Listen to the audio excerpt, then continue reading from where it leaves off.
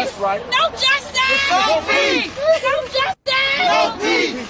Say her name. Breonna Taylor. Say her name. Breonna Taylor. Say her name. Breonna Taylor. Say her name. Breonna Taylor. Whole street. Our street. Whole street. Our street. Whole street. Our street. Whole street. Our street. Whole street. Our street. Whole street. Our street. Whole street. Our street. Whole street. Street. Say her name. Breonna Taylor. Say her name. Breonna Taylor. Say her name. Breonna Taylor. Say her name. Breonna Taylor. This is what democracy looks like. Show me what democracy looks like. Show me what democracy looks like. Show me what democracy looks like. Show me what democracy looks like. Show me what democracy looks like. Show me what democracy looks like. This is what democracy looks No like. justice. No peace. No justice. No peace. No justice. No peace. No justice. No peace. Yeah, and y'all done heard, these sisters are hurt. They hurt because we already knew what America was going to do from the start. We knew you was going to give them a break. But if it was any black man, he would have been locked up, prosecuted, and hung probably. But you know what? You've been over here, but the real protesters are over there. They've been here for 120 days. We don't know those people are. We're here to take care of business. Well, what's your reaction? My reaction, I already knew.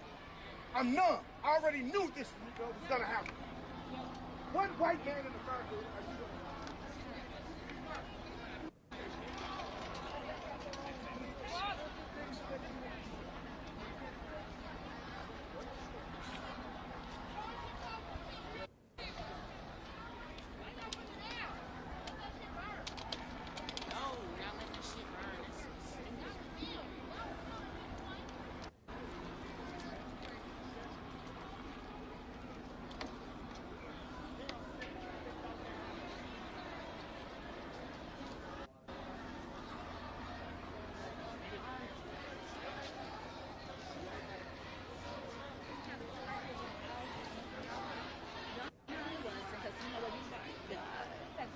Hey guys, I don't want to go walk too far from you, but they want this shot up live, so.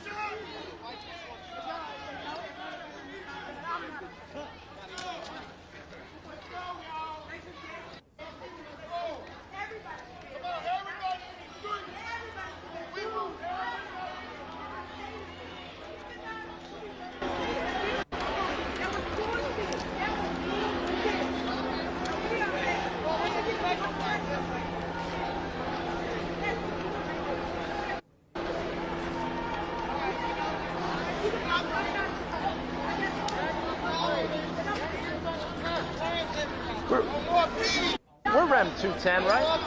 Okay, we're clear for the moment.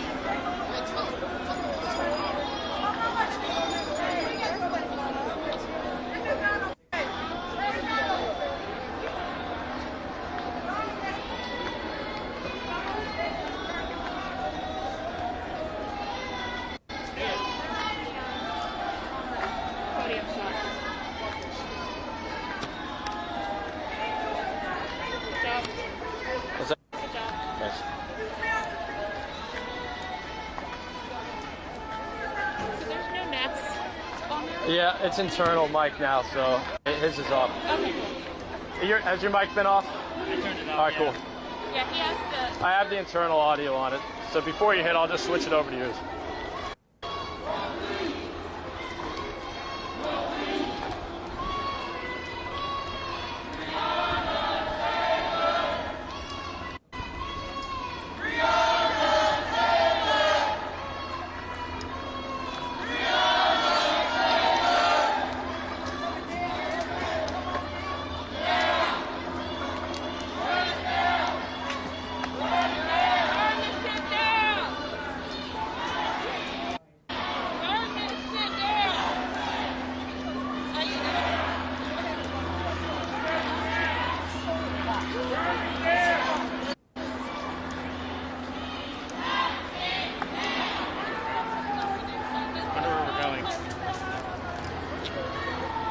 Too. I'm just like, where are we going?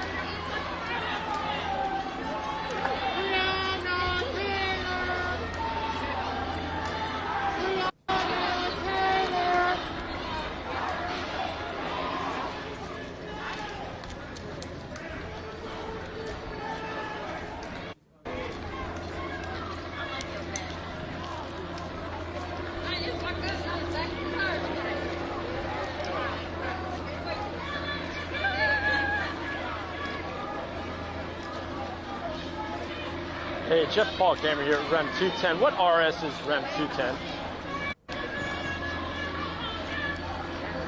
Thank you.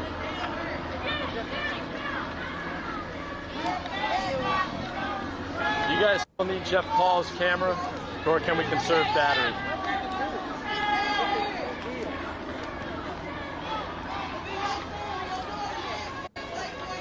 Could you repeat that? I couldn't hear you.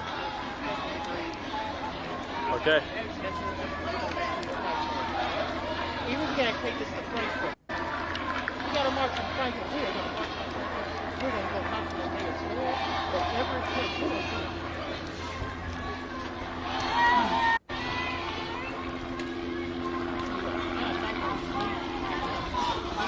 How you doing? Good. Kyle, they want you up all next hour. All right. We're not going to be able to make it until tonight. I don't have enough batteries. Is Matt boogieing it back here, or they're waiting for the... I'm not sure. So what is our battery situation? Like, can you give me a time? Like, to be up, like... If I were to stay on, I got like 6-7 hours constant. Okay. Well, I think... For the opinion shows, they're not going to... Yeah. So I think if we get through the news hours, and then Right. I probably can. They're using that in special. The 5 will. They'll have to give us time to Right. battery up. But at least now when things are pending, we'll Right. stay up. True.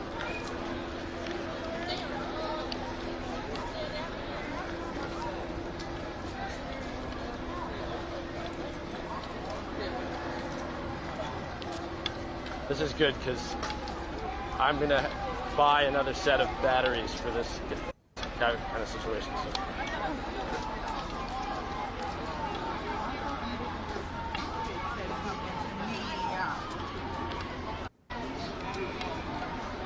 I'm over here trying to help. It's so funny, man. You have public place the whole time, he could put you out. Stop him.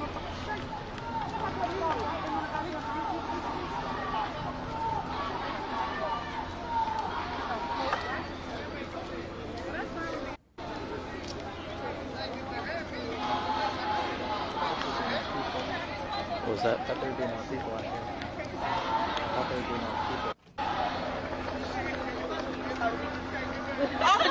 Couple hundred? Thought it'd be thousands. I mean, I think it's a decent amount. Enough to the keep us on protest the I air. was at where those 5 cops got killed, I mean, there were like a couple thousand. Oh, That at was Dallas? chaos. Yeah, that was chaos. Like, this is manageable. Yeah. And all the cops are gonna do is that is divide. Divide, divide. There's not people. It's not gonna overlook. So what they do is they set up a maze. Essentially trying to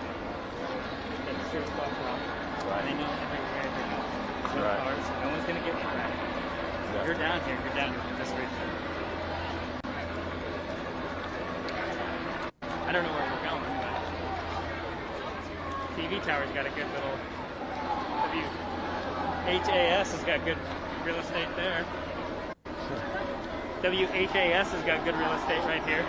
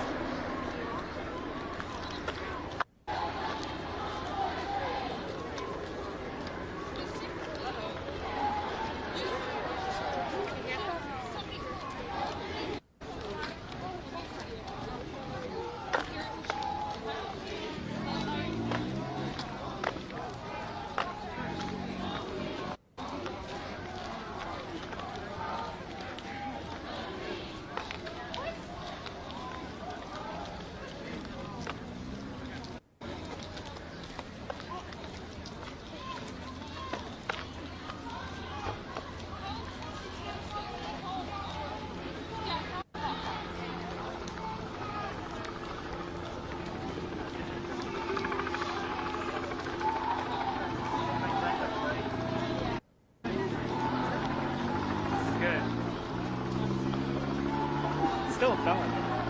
What's that? It's a felony.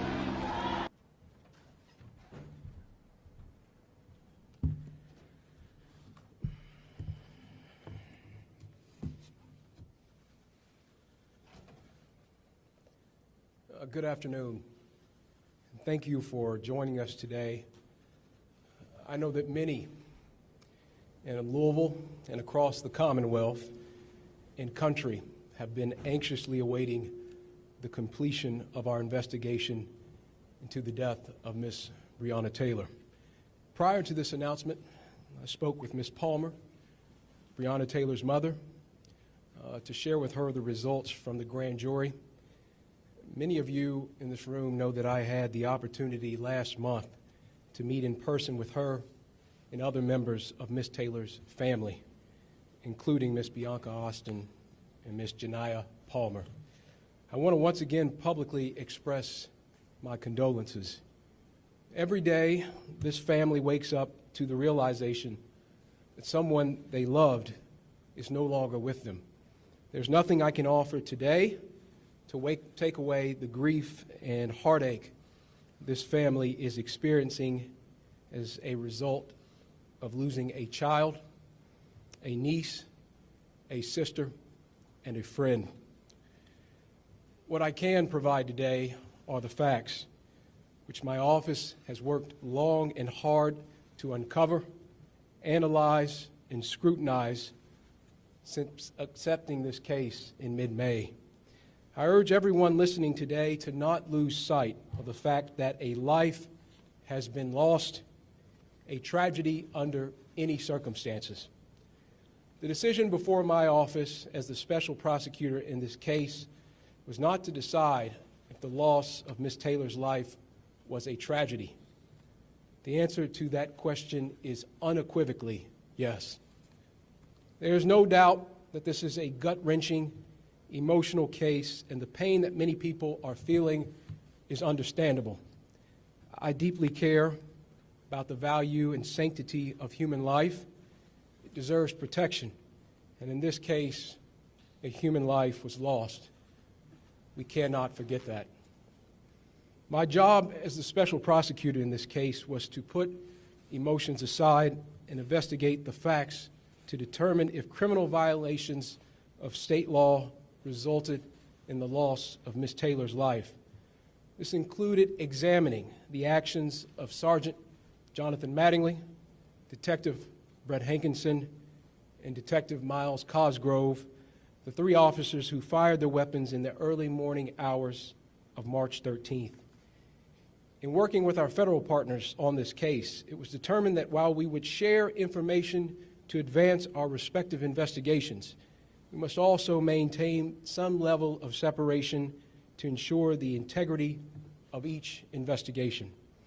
When examining issues regarding potential civil rights violations, we determined that any such violation are better addressed through a federal-led investigation, and issues involving potential criminal acts concerning the shooting are better addressed by a state-led investigation. With this in mind, our investigation focused on the events that took place in Ms. Taylor's apartment on March 13th. In the months since taking this case, our dedicated team of prosecutors and investigators, with more than 200 years of combined career experience, conducted a thorough investigation to better understand the events that led to Ms. Taylor's death. The team is here with me today. I want to personally and publicly thank them for their tireless work. These men and women are true public servants who for months have shown up every day with a desire for one thing, and that is to seek the truth. We decided while we would examine materials gathered by LMPD's Public Integrity Unit, we would need to conduct our own independent investigation and start from scratch in the interest of thoroughness, fairness, and finding the truth. There was no video or body camera footage of the officers' attempted execution of a search warrant at Ms. Taylor's residence. Video footage begins at the point that area patrol officers arrive at the location. Therefore, the sequence of events from March 13th had to be pieced together through ballistics evidence, 911 calls, police radio traffic, and interviews. We utilized information from the Kentucky State Police, local medical examiners, as well as working with the FBI Crime Lab in Quantico to secure a trajectory analysis and ballistics report. Our team conducted interviews in this case and spent thousands of hours examining all of the available evidence. We concluded our last interview in this case this past Friday and began our grand jury presentation on Monday. As long as the case is making its way through our legal system, I can only speak in general terms about our independent investigation and findings. As the prosecutor, I am prohibited by the Kentucky Rules of Professional Conduct from making public comments that could in any way prejudice this case as it moves forward. Each state has different rules about what prosecutors can and cannot say. The Kentucky rules are clear that I'm prohibited from making comments that could sway public opinion or heighten public condemnation of those involved in the case. These are crucial rules to ensure due process under the Constitution. When prosecutors prematurely release information about the case to the public, it can risk justice by poisoning the jury pool, violating the accused's rights to a fair trial, and even jeopardizing the final verdict. The success of our legal system is predicated on the principle that the accused is innocent until proven guilty. Despite passions, opinions, and desire for every detail to be known, the rule of law must apply. Justice must be done. In the early morning hours of March 13th, officers from LMPD executed a search warrant at 3003 Springfield Drive, apartment 4. This was Ms. Breonna Taylor's residence. The officers were advised by superiors to knock and announce their presence in serving this specific search warrant. The scope of our investigation did not include the obtainment of that warrant by LMPD's Criminal Interdiction Division. Federal law enforcement partners are conducting that investigation. Sergeant Mattingly and Detectives Cosgrove and Hankinson had no known involvement in the preceding investigation or obtainment of the search warrant. They were called into duty as extra personnel to effectuate the service of the search warrant. They only had information conveyed to them during their prior briefing. Evidence shows that officers both knocked and announced their presence at the apartment.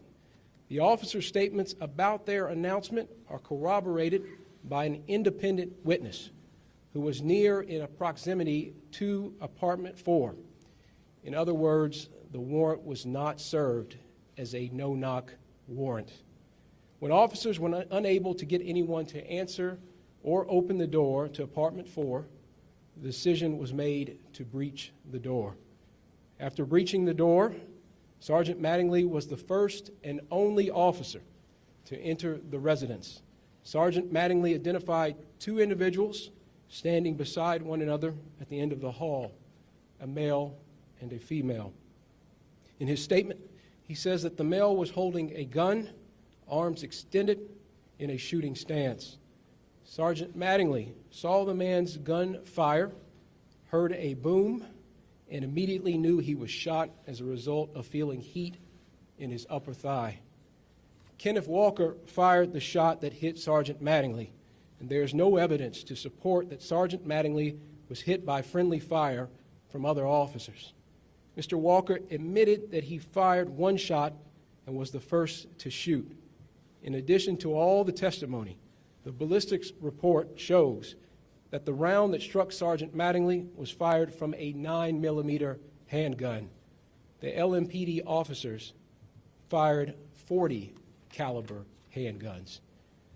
Sergeant Mattingly returned fire down the hallway. Mattingly fired 6 shots. Almost simultaneously, Detective Cosgrove, also in the doorway, shot 16 times. This all took place in a matter of seconds. In total, 6 bullets struck Ms. Taylor. Medical evidence obtained by our team indicates that only 1 shot was fatal.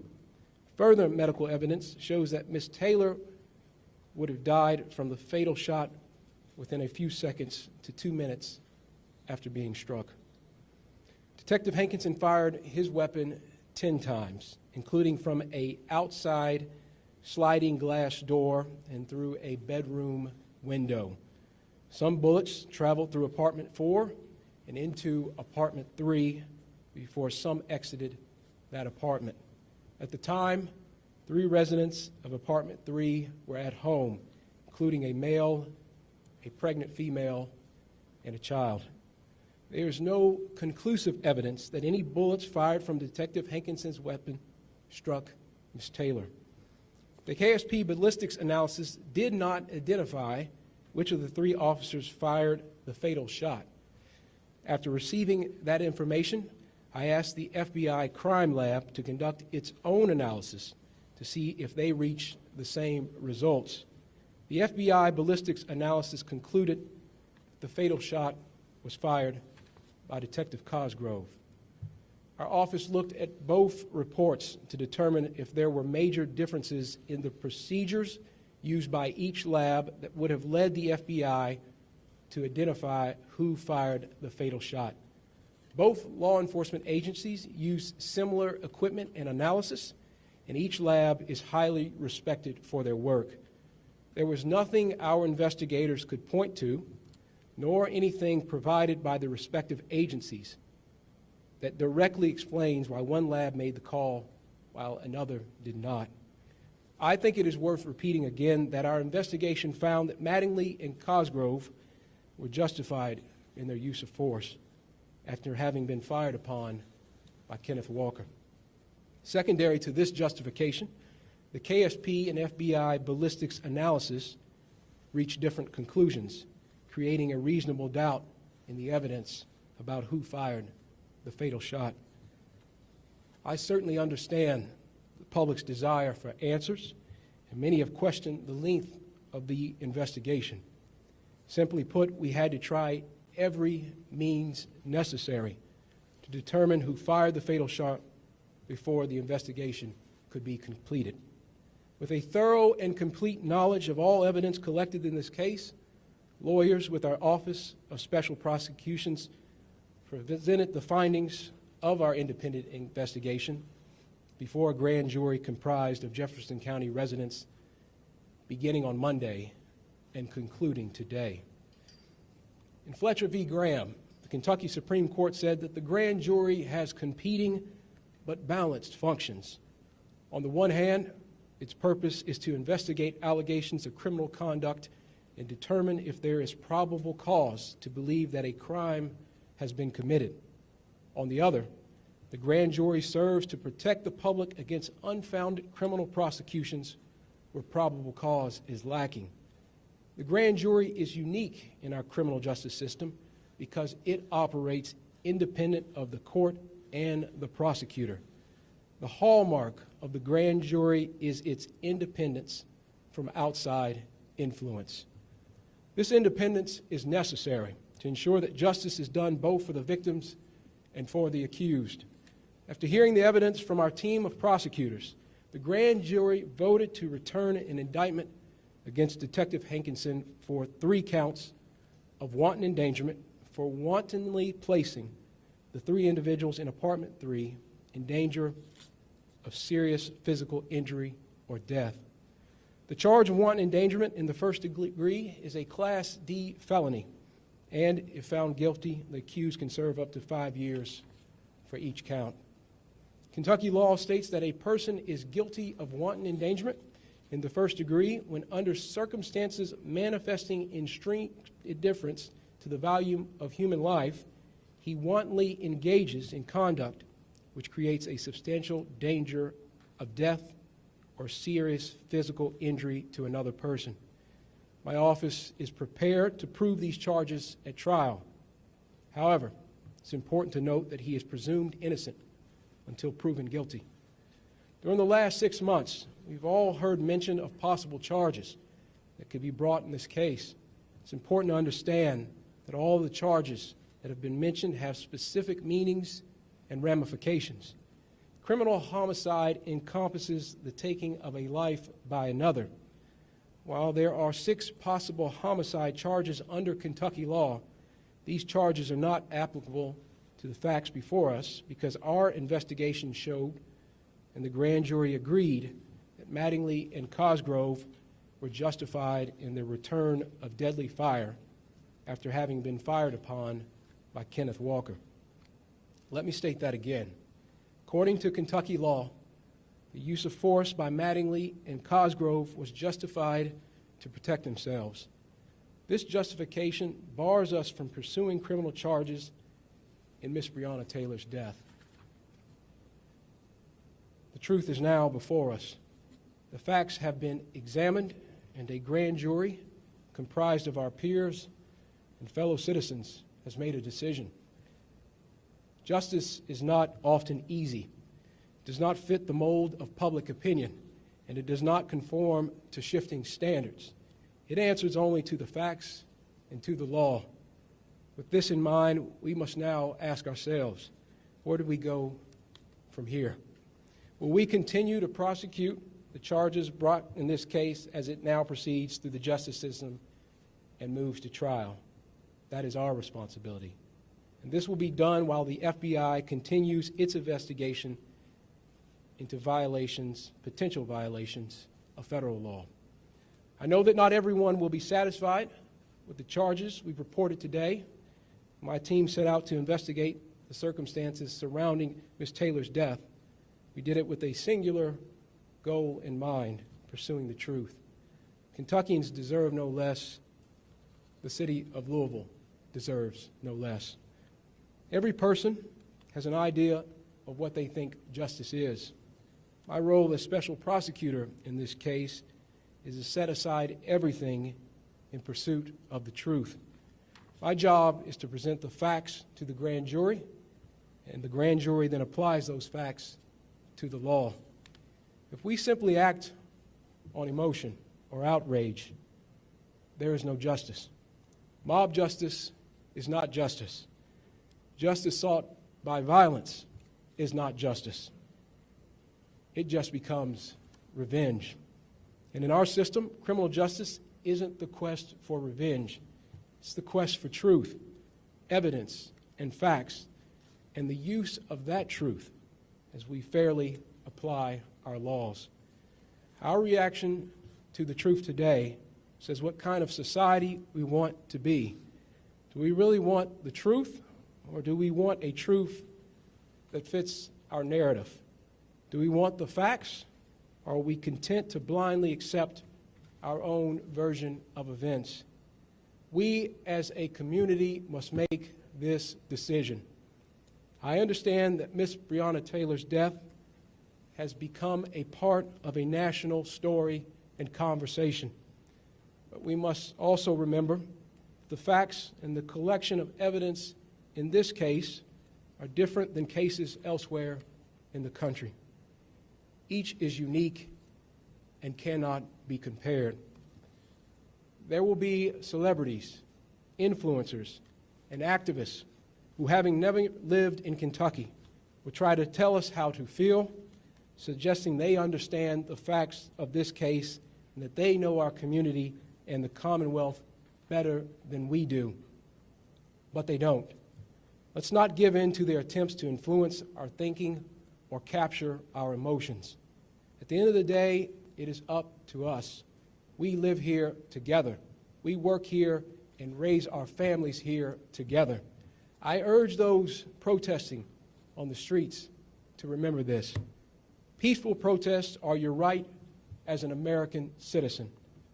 Instigating violence and destruction are not. I've spoken with both Mayor Fisher and Governor Beshears in the days leading up to this announcement, and I urge them to do what is necessary to maintain law and order and to protect our cities and our people. We have a long road ahead, both as we pursue this case through the criminal system and as we address the pain in the Louisville community. I'm committed to being part of the healing process. When tragedy occurs, we must mourn. We must also do everything we can to prevent it from happening again. Today, consistent with that view, I'm announcing that I will create a task force to review the process for securing, reviewing, and executing search warrants in Kentucky. The task force will consist of a variety of stakeholders, including citizens, members from the law enforcement community, representatives from the judiciary, defense attorneys, and elected leaders. I'll be issuing an executive order in the coming days to create this task force. I believe conducting a top-to-bottom review of the search warrant process is necessary to determine if changes are required and establish best practices. You have my word that I will also vigorously prosecute the criminal charges announced today. I can assure you that my team of prosecutors will continue to give this case their attention and time. We'll also continue to support the good men and women of our law enforcement community who put their lives on the line every day to protect and to serve.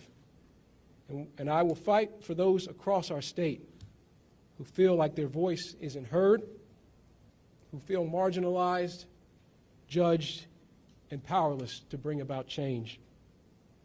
In a world that is forcing many of us to pick a side, I choose the side of justice. I choose the side of truth. I choose a path that moves the Commonwealth forward and toward healing. You have that choice as well. Let's make it together. Thank you, and God bless. I'll now take some questions.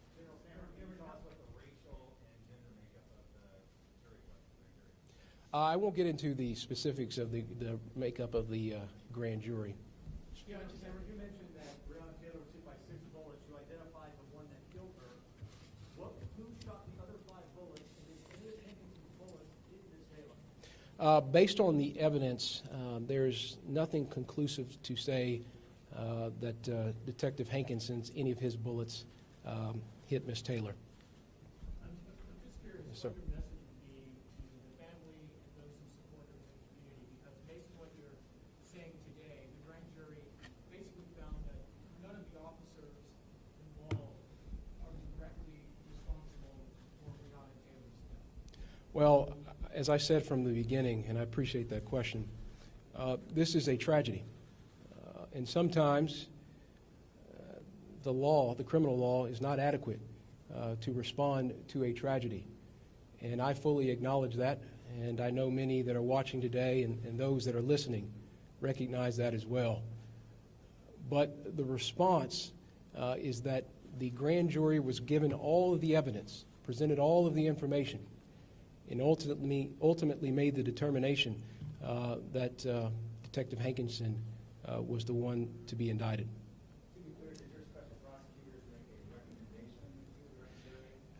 Grand jury proceedings are secret, and so I'm not going to get into the specifics of details about that proceeding. What I will say is that we presented all of the information, and they ultimately made a determination about whether to charge. In this instance, they decided to indict Detective Hankinson. One question. I'm sorry, say that again? When it comes to officers firing back in self-defense, do you think the current state law needs to be changed with cases like this? Well, what my role as the special prosecutor in this case was to provide the information and facts to the grand jury. Detective Cosgrove and Sergeant Mattingly were justified in returning fire because they were fired upon. I'll leave it to others to make determinations. We have vigorous self-defense laws in this state, and that is something that existed prior to this case. I'll let others make judgments about that. Yes, sir. One big question surrounding this case is whether or not the officers knocked and announced their presence. Talk about the evidence that you came to that they did announce their presence. Yes, the statements that were made by officers there the night or the morning of March 13th show that they did knock and announce. The important point here is that information was corroborated by another witness who was in close proximity to apartment 4, who corroborated that information and said that there was a knocking and announcing by the officers. Was the witness a civilian or a law enforcement? The witness was a civilian. If a wanton invasion could take place while there is a death involved, would that not be a manslaughter charge? If there was a death that occurred during a wanton endangerment? Well, Chris, to your question, I think it, again, is important to step back and recognize that what we did was uncover all the information and facts related to the morning of March 13th, and then provided that information to the grand jury. The grand jury had every piece of detail needed to make their assessment and their judgments, and ultimately their conclusion was that the decision needed to be made to indict Mr. Hankinson. Mr. Cameron, Rukmini Kalimaki with the New York Times. Right here, I'm sorry, sir. yes, Hi, ma'am. 2 questions for you. Number 1, you said that she was shot 6 times, yet her death certificate says 5. Can you please explain the discrepancy? And the second thing is journalists in this room, myself included, have taken apart that apartment complex looking for witnesses to the point that you made about the knocking and announcing. Of a dozen witnesses that I spoke to, only one, a man who was directly upstairs, heard them announce.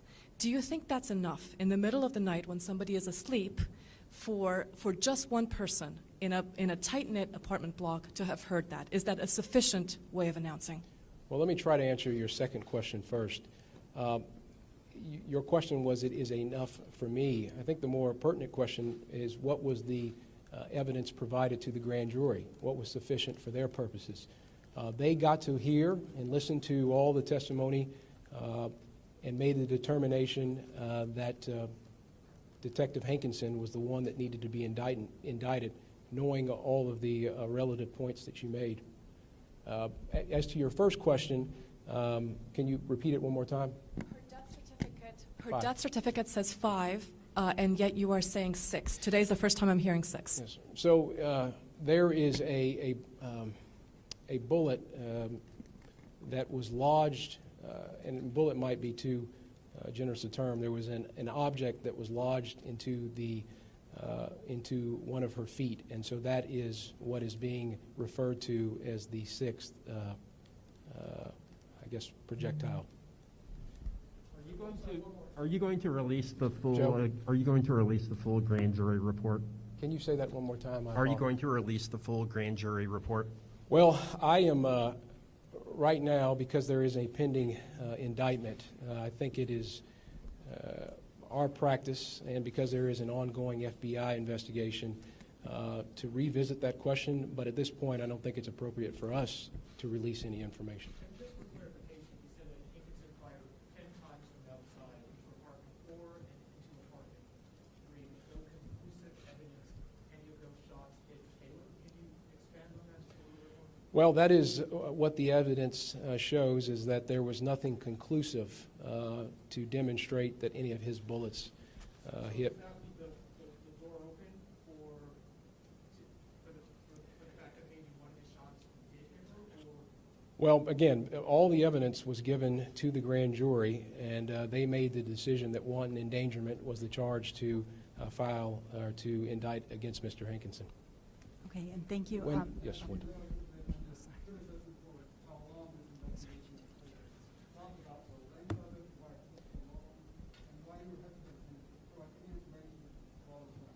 Well, your last question about providing information, in any investigation, criminal investigation, the best practice, and this is whether on the state or federal level, is to not make too many specific comments about the investigation because you do not want to compromise that investigation. There are also ethical considerations as investigators and prosecutors that we're responsible to abide by as well. Some of those obligations continue now because we have a responsibility to pursue the prosecution against Detective Hankinson.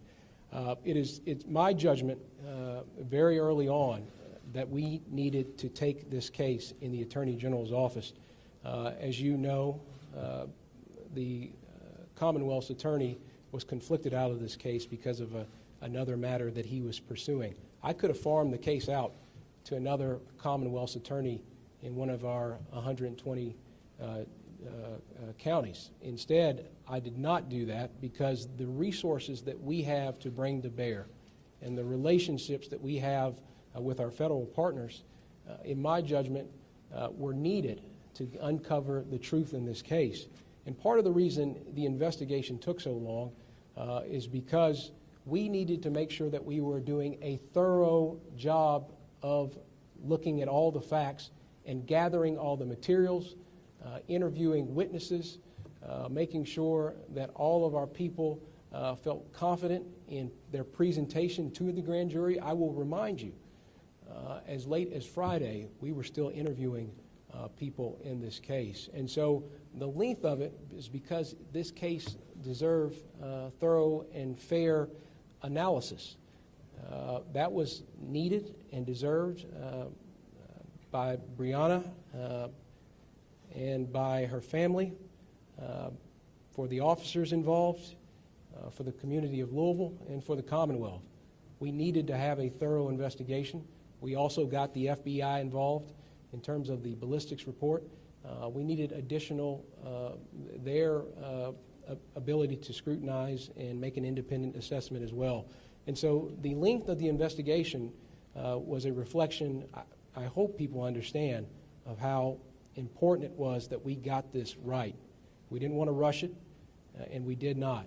And I'm grateful to the team that is behind me for the work that they did. Look, over 200 years of combined experience. These are prosecutors and investigators who don't care about political distinctions, don't care about influence in any particular regard. What they care about is the truth. And we presented that to the grand jury. Sir, sorry. I'm sorry. I won't get into what our private conversation was. Yes, ma'am. Yes. What do you say to people who say this is just another example of the black community not getting full justice? And what specifically do you plan to do to calm a community that's long been hurting? And do you understand that anger that people might feel? I certainly understand the pain that has been brought about by the tragic loss of Ms. Taylor. I understand that as a Attorney General who is responsible for all 120 counties in terms of being the chief legal officer, the chief law enforcement officer. I understand that. I understand that as a black man, how painful this is. And which is why it was so incredibly important for make sure that we did everything we possibly could to uncover every fact. And I know, look, this team, myself, the members of the representatives of the Attorney General's office have taken a lot of criticism and scrutiny. But that scrutiny in many ways was misplaced, because there was not a day that people in this office didn't go to sleep thinking about this case, and it wasn't a day where the first thing on our minds is getting to the truth in this case. And obviously, again, the criminal law is not meant to respond to every sorrow and grief, and that is true here. But my heart breaks for the loss of Miss Taylor, and I've said that repeatedly. My mother, if something was to happen to me,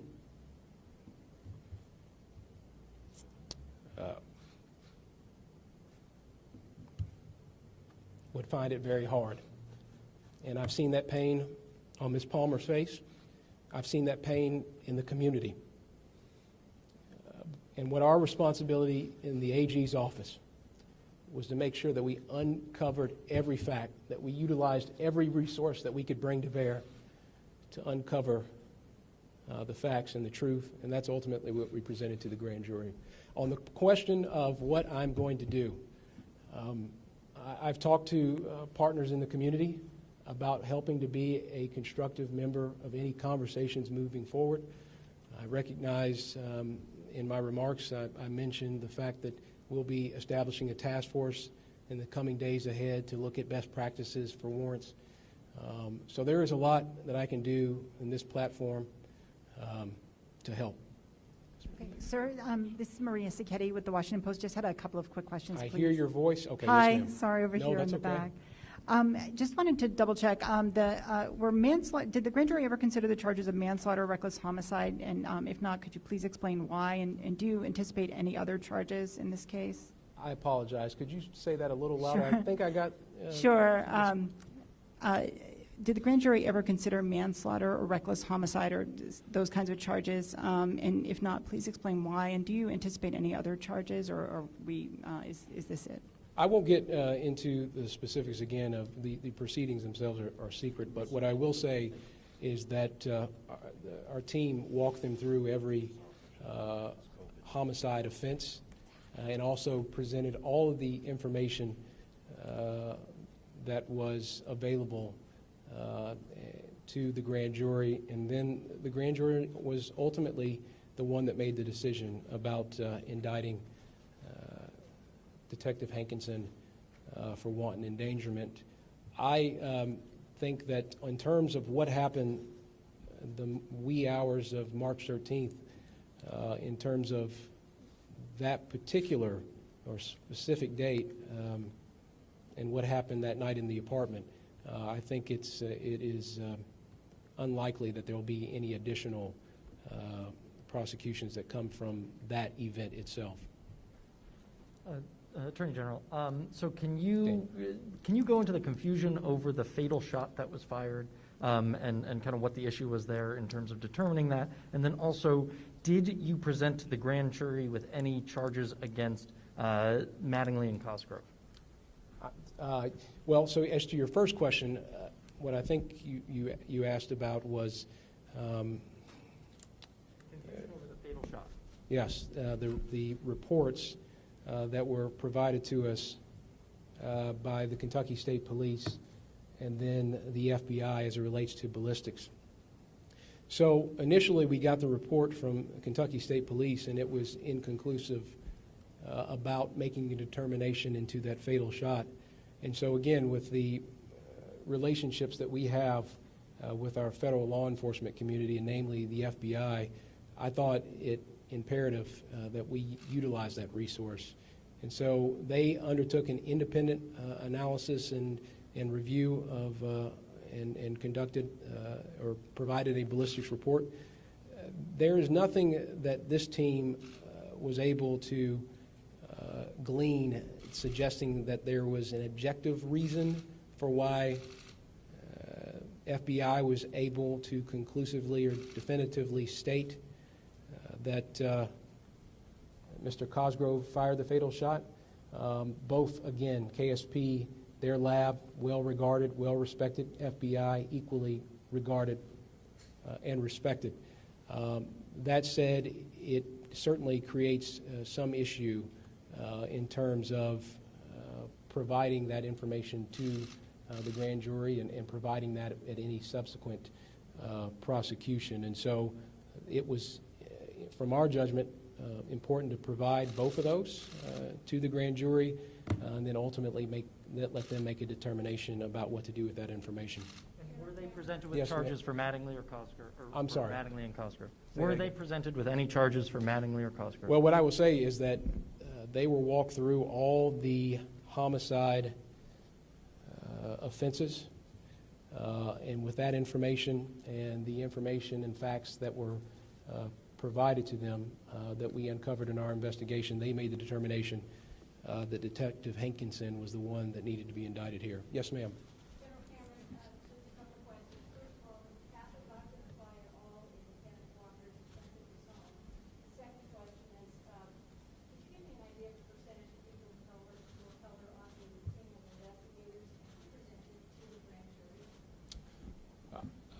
So what I will say is there's obviously I don't want to get into the proceedings related to Mr. Walker. That's a separate, so I'm not going to have any comment on that.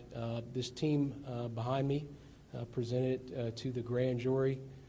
And your other question was about the racial makeup of... Well, I'm black, and I speak for the entire department. And I hope that will satisfy that question. Yes, ma'am. Yes, ma'am. I'm sorry. I know that you said the investigation has obviously taken months and it was presented to the grand jury Monday.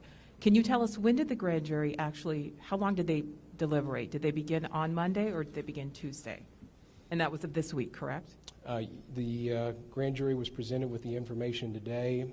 I won't get into the specifics of when they began their deliberations, but I will say that they started early Monday and concluded sometime before noon.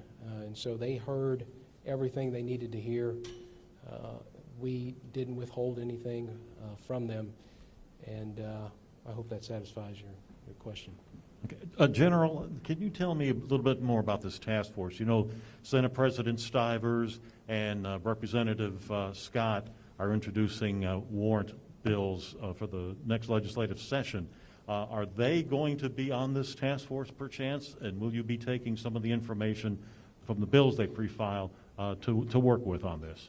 Well, I don't want to put, obviously, the cart before the horse, but I did mention in the remarks that we are certainly going to have elected leaders on this task force, and I imagine that some of the policy questions and some of the policy proposals that have already been put forward and have entered into the public conversation will be a part of this task force. But I want to make sure that people recognize that this task force is being established not to demonize any one side or any one department or agency. I think it's a healthy thing for the Attorney General from time to time to be a part of a conversation with all 120 counties. I'm not talking or singling out any county specifically, but with all 120 counties about best practices that can be utilized. I had a recent conversation with somebody that said there is always room for improvement. I think that's important in any industry, important in any job. And so as part of my role as the Attorney General, I certainly recognize the part I have to play in making sure that all of our systems in government are improved upon, whether it be because of a particular matter that occurred or because from time to time it's just the responsible thing to do. Did Yes, any of the officers ask? I'm sorry, Joe. Yeah. Did any of the officers ask to testify or present evidence to the grand jury, and were any allowed to? Well, what I'll say on that is, again, I don't want to get into the specifics, but testimony was heard by the grand jury of all sorts of witnesses and folks. And so, again, all relevant information was provided to the grand jury for them to make their assessment. Yes, sir. When you look at the analysis of the path of the bullets, how was it that Kenneth Walker, who fired the shot at the officers, was not hit, and Breonna Taylor was hit so many times? Well, that's part of the tragedy here. And again, I don't want to get into the specifics, but the fact that she was hit breaks my heart, and it breaks the collective heart of all the country. But I don't want to get, because we have now a open prosecution, I don't want to get too into the details of the trajectories themselves.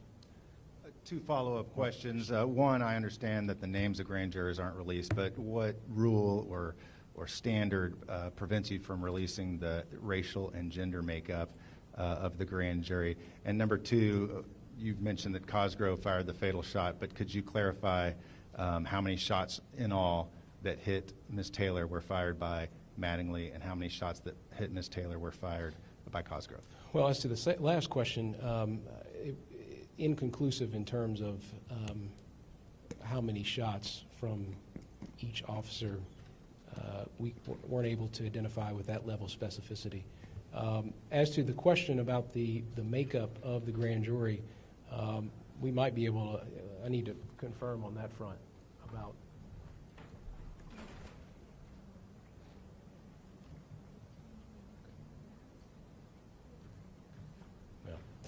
Yeah, you know, the fact that this has received so much scrutiny, I think it'd be inappropriate for me to share the information about the makeup of the grand jury, just to the extent I can protect them. Will you release the investigative file or recommend that LMPD release it? Well, look, the role that we now have is to pursue the ongoing prosecution against Detective Hankinson. And so I think it'd be irresponsible at this juncture for this office to release any sort of file, again, because we have this ongoing prosecution. And I'm not going to comment on, and I think I certainly shouldn't be recommending, again, because of the ongoing prosecution, any sort of recommendation as to relates to a release of a file. We're going to have time for 2 more questions. Oh, Daniel, okay.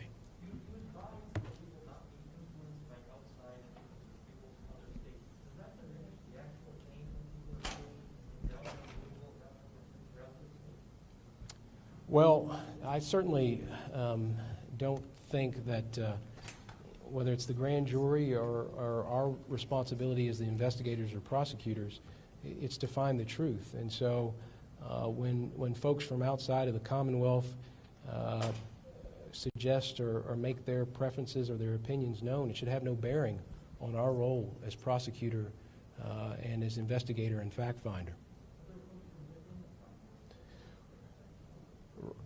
Even with folks within the Commonwealth, again, this is a tragedy. I don't want to lose sight of that, but we do have a responsibility to look at the facts as they are, and we can't be in the business. I don't think we want a justice system that is in the business of fashioning facts or laws to a particular narrative. We have to be in the business of presenting the information to the grand jury and ultimately allowing them to make a decision about what to do subsequently. Last question. Yes, ma'am. Far in the back. I apologize. Actually, we'll take these last 2 here. Okay. So either one can start. Sorry. I apologize. Thank you very much, sir. I wanted to ask if you, if you believe personally that someone should have been charged with homicide or one of the similar charges in this case, and if you could please walk us through what happened after the officers knocked on the door. Did they hear an answer? How long did they wait before everything erupted? Both of those questions, please, and thank you very much. As to your first question, again, this is about what the grand jury decided.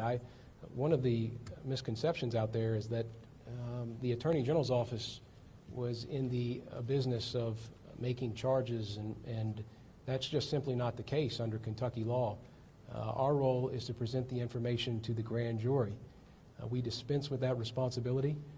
We did it after a protracted investigation that uncovered all of the facts. That was our role. That was our responsibility.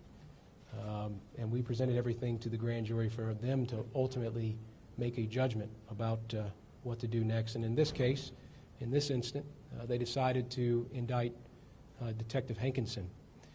As to your other question about what was provided to the grand jury, I can't get into the details of the specifics on that particular issue.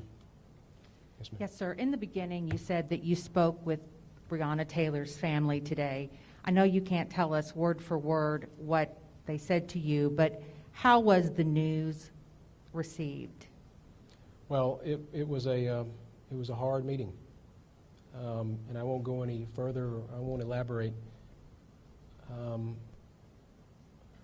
But it was a difficult meeting, and look, when I ran for this office, I ran because I had some singular ideas in mind, and you never know exactly what issues you'll be presented with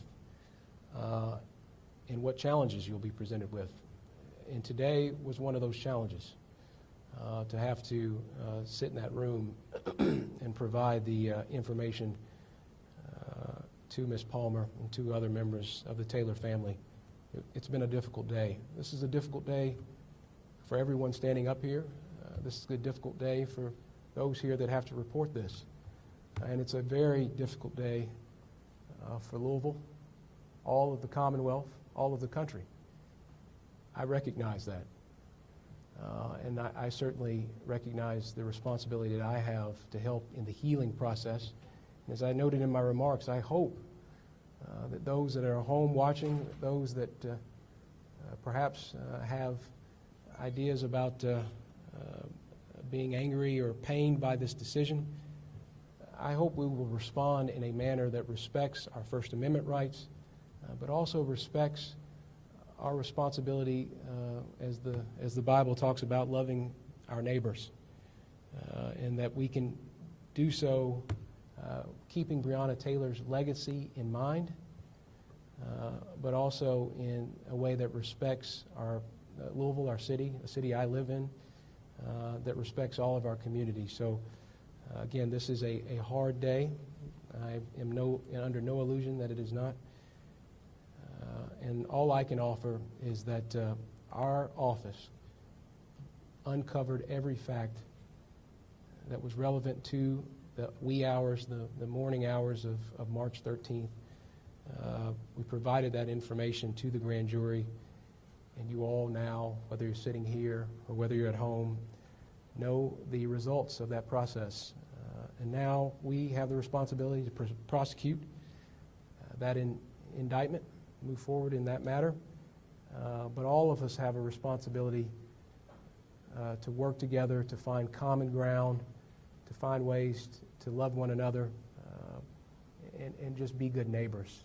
And so that's what I implore as you all report on this in a responsible manner. That's what I implore those that are watching on television, is that we all have the responsibility of coming together now. I hope that you will take that charge seriously. Our governor likes to talk about Team Kentucky, and I believe him earnestly in that charge. And I hope that that extends to the results that were issued here today, and I hope that extends to all of our neighbors and all of our communities. Thank you, and God bless.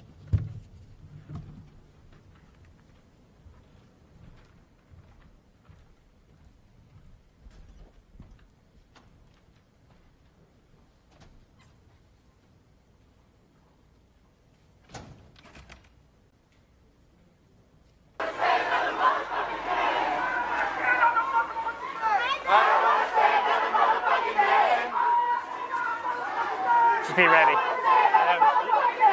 It might be just a quick start with me and then get off. Do your thing.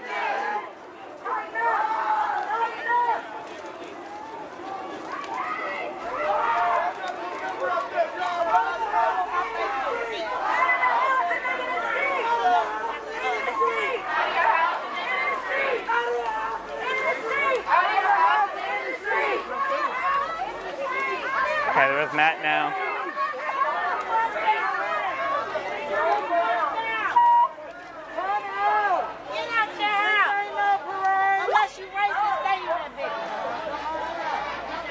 Where the? I'm gonna keep my mask on. What's going on? That's I thought they said Jeff Baldwin.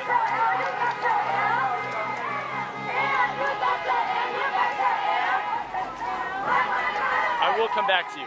Oh, I'm not worried about it. I'll just give you a little. Yep. And then just. I might coast a little closer to them and then fall back to you.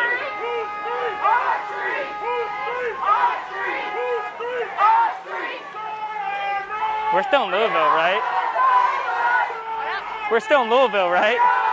Just making sure we didn't march somewhere else. We're in Lexington. We're in Lexington. We're in Frankfurt now.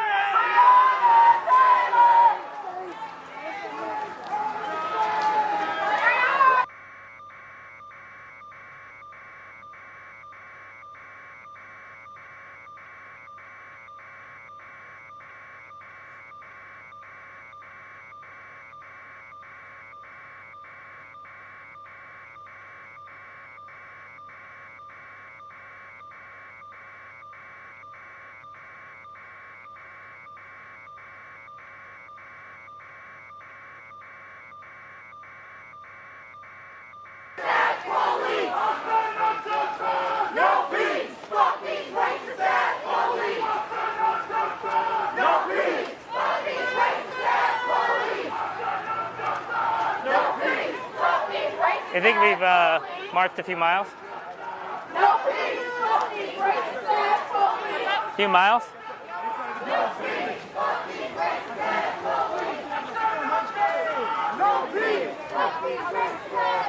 Yeah, it's been very peaceful so far. There hadn't been any really interactions or clashes between police and protesters. I mean, obviously, people here who have showed up out here are very spirited and very passionate about what's going on right now. But as you can see, they're just voicing their concerns about what's happened today, and they don't feel like the right decision was made. They've been marching here for a few miles now from downtown Louisville, and police have blocked off certain roads, but they have let them through. So really no resistance, none of that physical altercations between police and protesters like we've seen in some other cities. Really, the people here in Louisville are just trying to have their voices heard. They're walking through the neighborhoods, and you can even see them shouting to people who are outside the houses to come out and march with them. They said to one person, "Hey, get your shoes on, come out here, march with us." So, so far, really, it's just been a very spirited march through downtown Louisville. Dana? Louisville.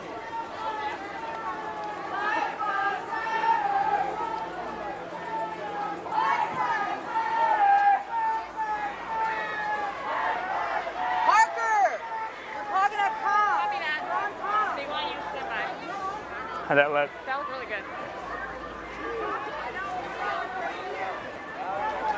And I was being honest. Like, there haven't been any clashes, you know? No physical altercations. It's just letting them by. The girl started shouting in my ear. He was going right by her, and I was like, "Oh, she's saying the F word. Please get away from her."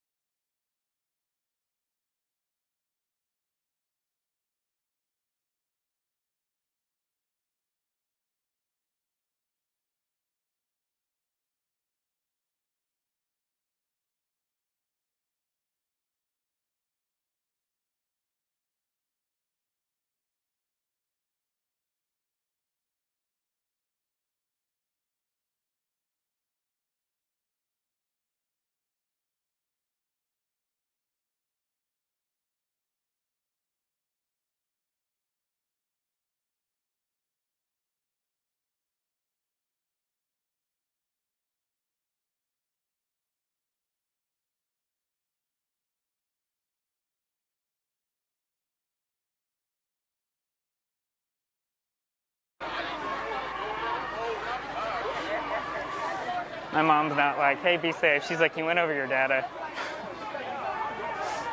Kyle texted me that he called. I made it. Because we've been on a family plan forever. Hey, Jeff, you can shut off your mic.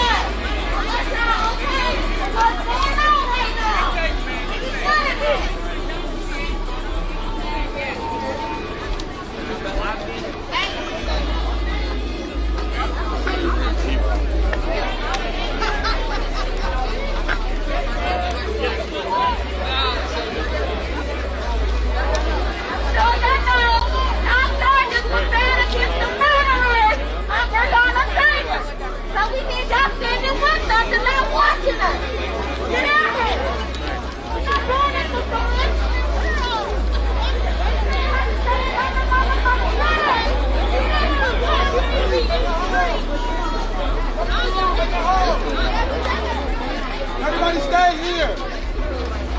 Come on, y'all.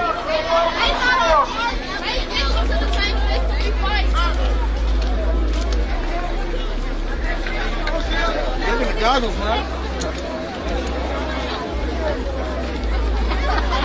Let's get y'all first, y'all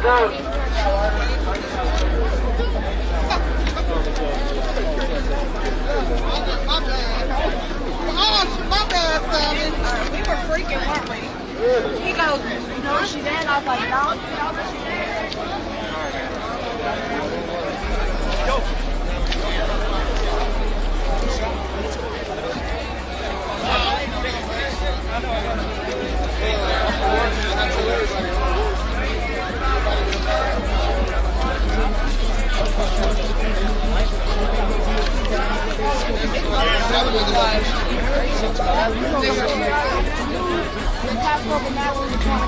It's messed up.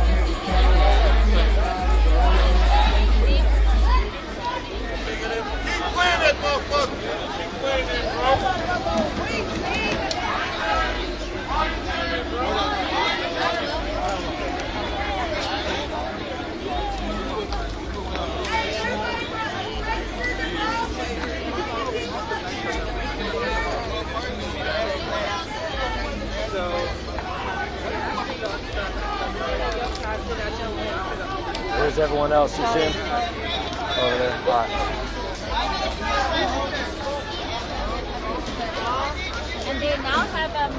Good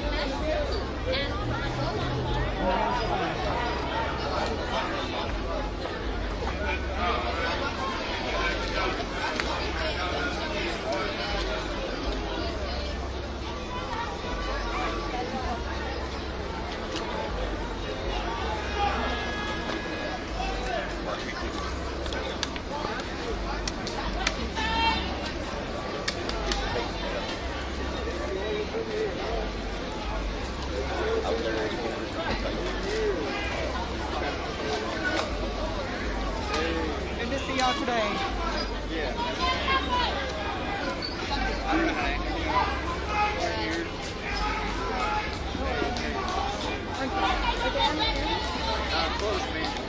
I need water. It's okay. Water.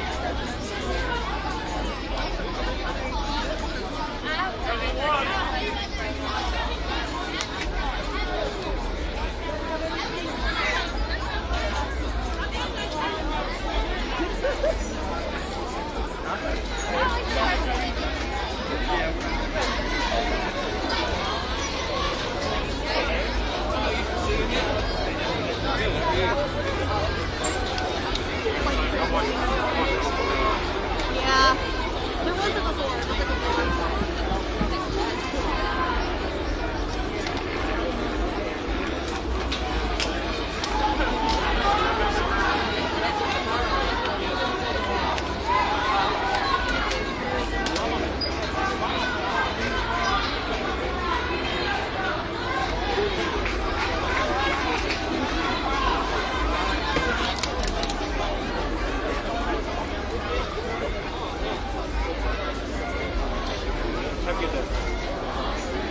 Alright, we're going. I'm not gonna.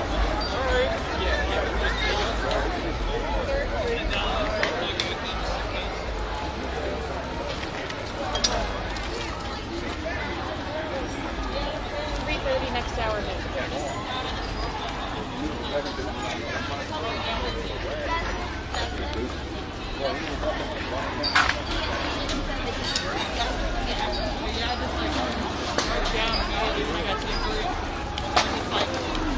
Wasn't even paying attention to that before, like that's how it felt.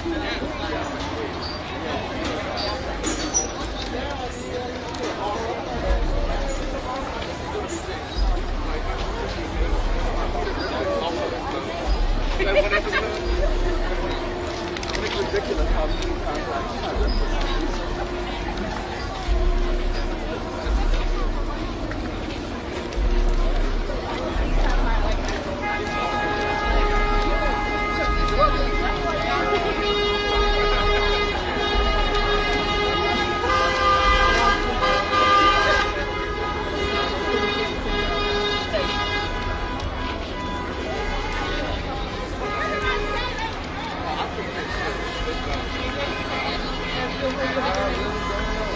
First few days,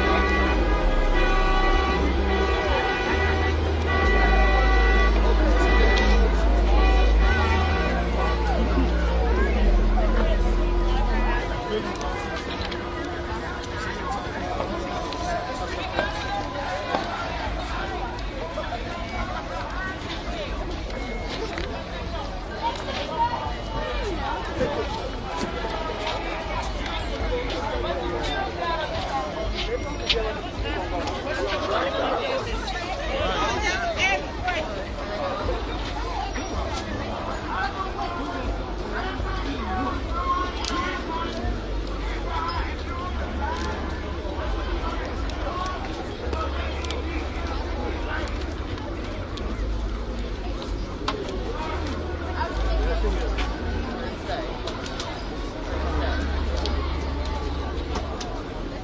to control 8 at the top of the hour.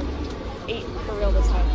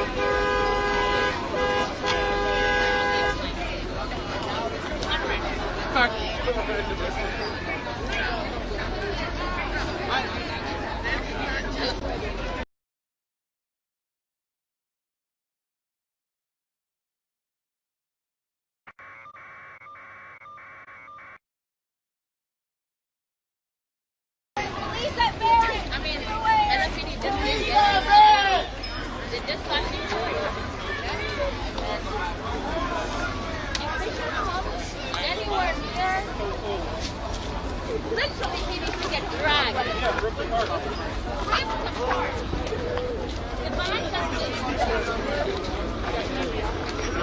The hot for the rest of the hour can switch control.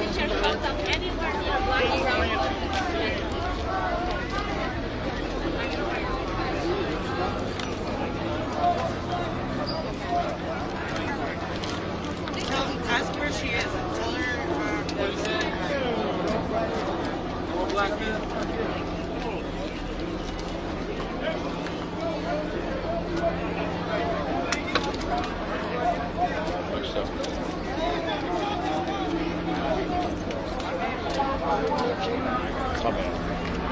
It'll be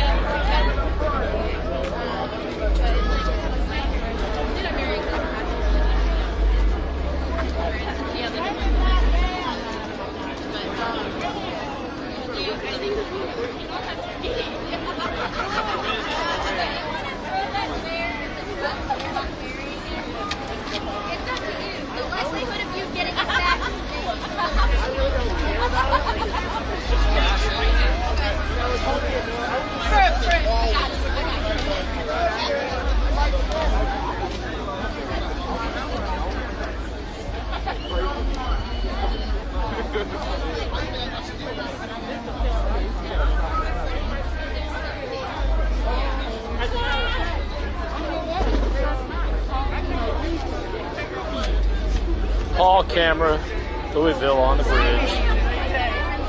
Yeah.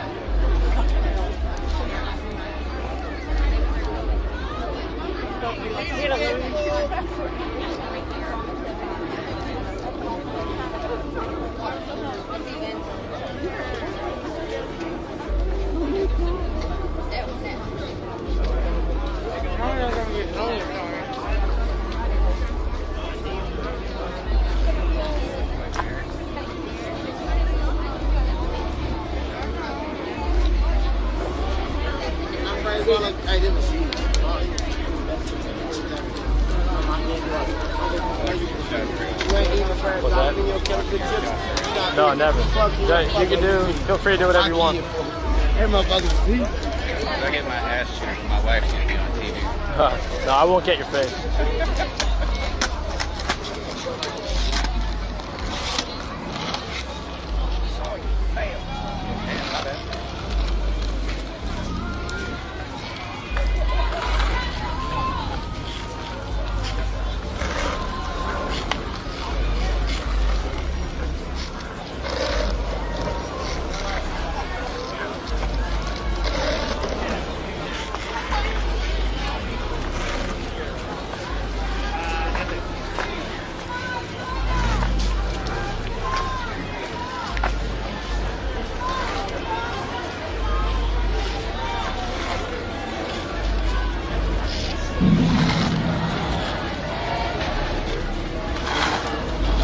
holding it, it's live. Hold on 1 second.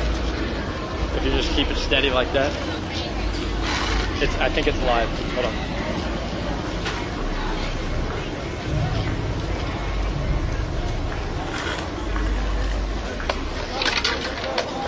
Thanks, dude.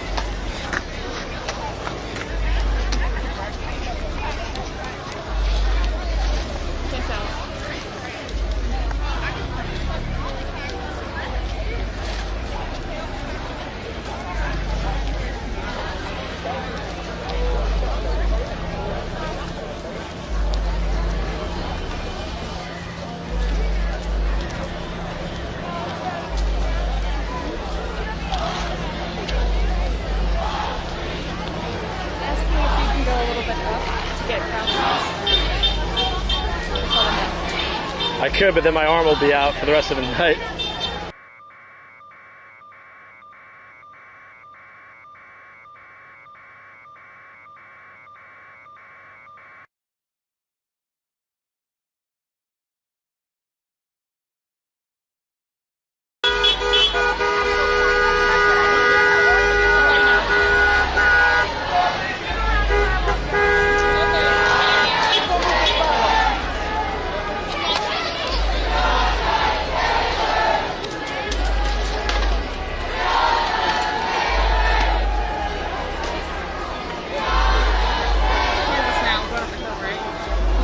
Yeah, true.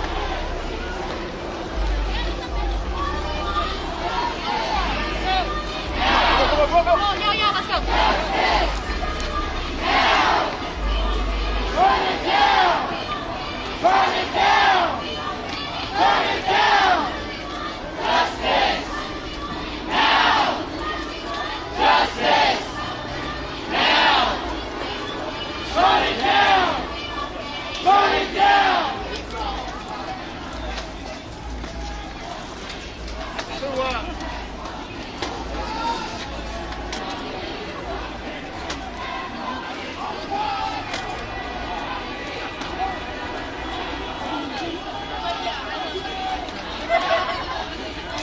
We'll have to change the battery in about like 30 minutes. Okay, he's gonna hit in about 30 minutes. Okay. So I'm gonna ask him. Let's run this sucker out. I'll let you know. Okay, but he's hitting in 30 minutes.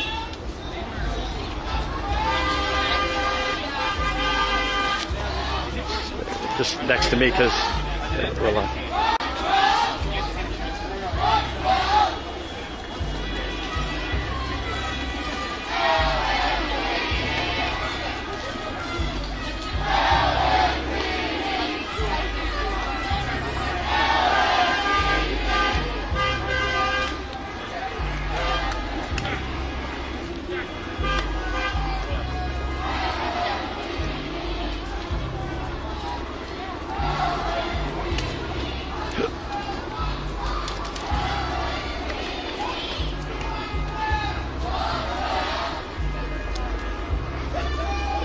Something smells.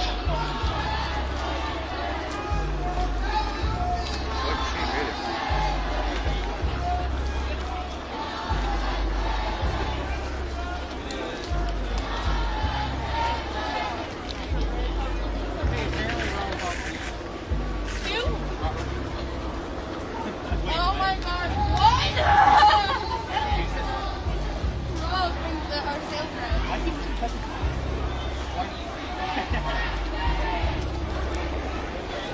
That Cliff Bar saved me. Thank you. I got energy now. That's good.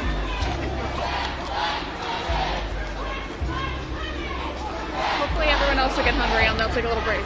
Yeah.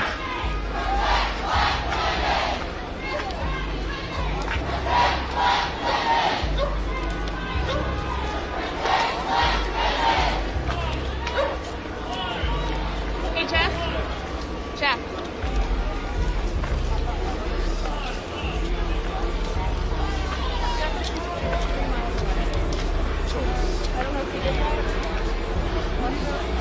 Oh, yeah, wait.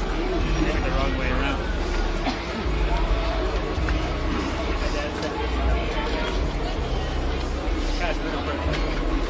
Water! Hey, get a water, Jeff. You want one? I don't want to take it from him. Water. I'll take a water. Yeah, thank you. You guys have another? Do you have another water? Here, you can take this. That's not water. Here's waters.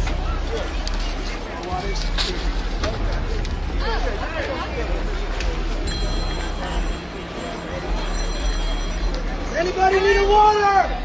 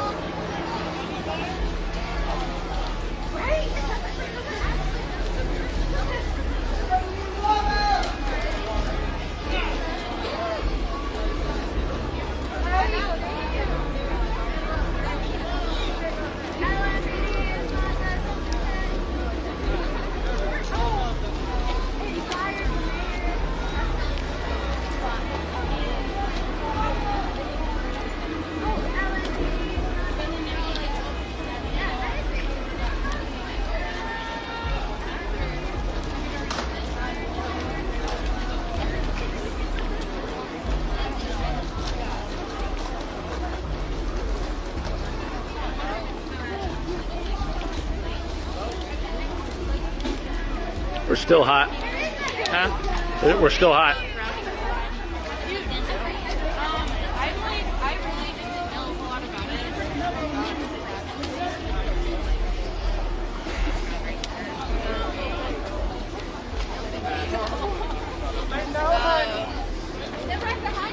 What's your name?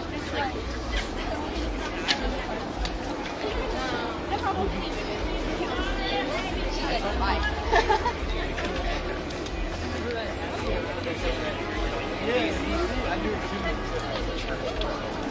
See you?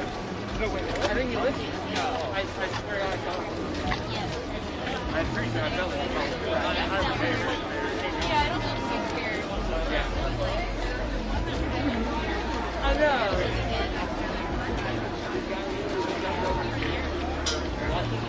You can't stop the revolution! You can't stop the revolution! LMPD is That's the first. That's the first I've ever heard that before. What? Don't film them; they're minorities. Don't what? They said that guy said don't film. They're minorities. You hear that before? This is bizarre. And it's like everybody tells me to film, it's fine, but it's like, I'll look at that. Get around it. Get away from it.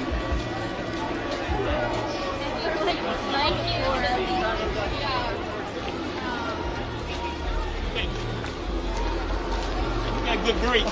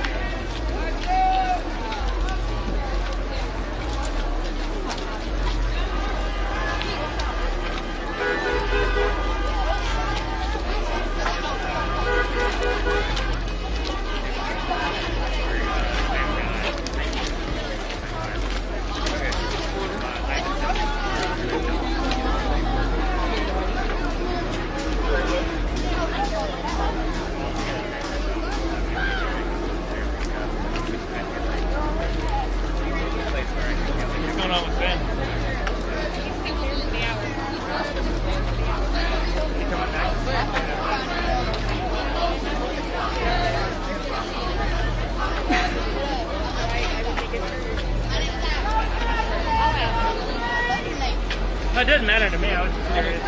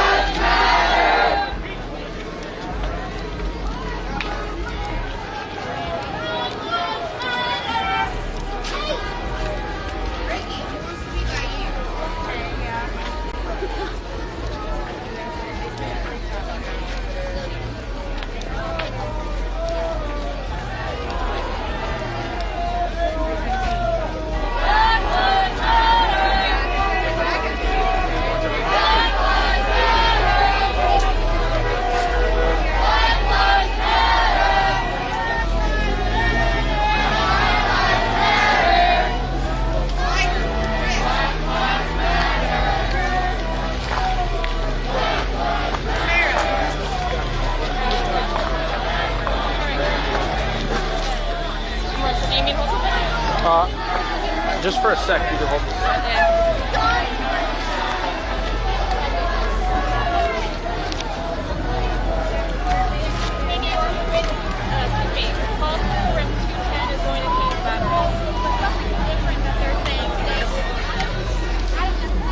Yeah. I'm not going to change batteries. Yeah, I just want to suck as much as I can out of this. Oh, okay.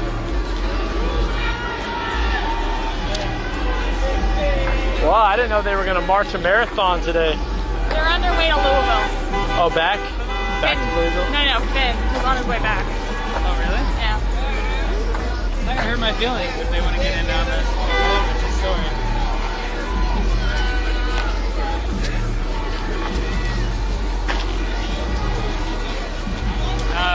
Yeah, I should have brought some to eat. Water. I'll split my protein bar with you. We just didn't stop to eat today.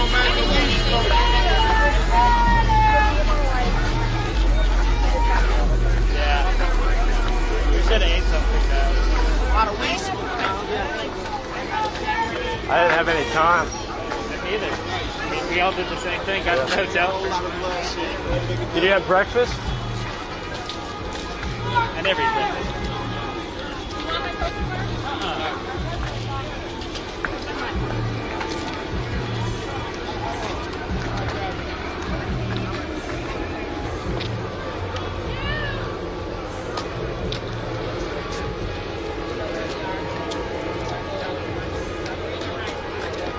So the ticket is at 30? Yeah, 15 minutes.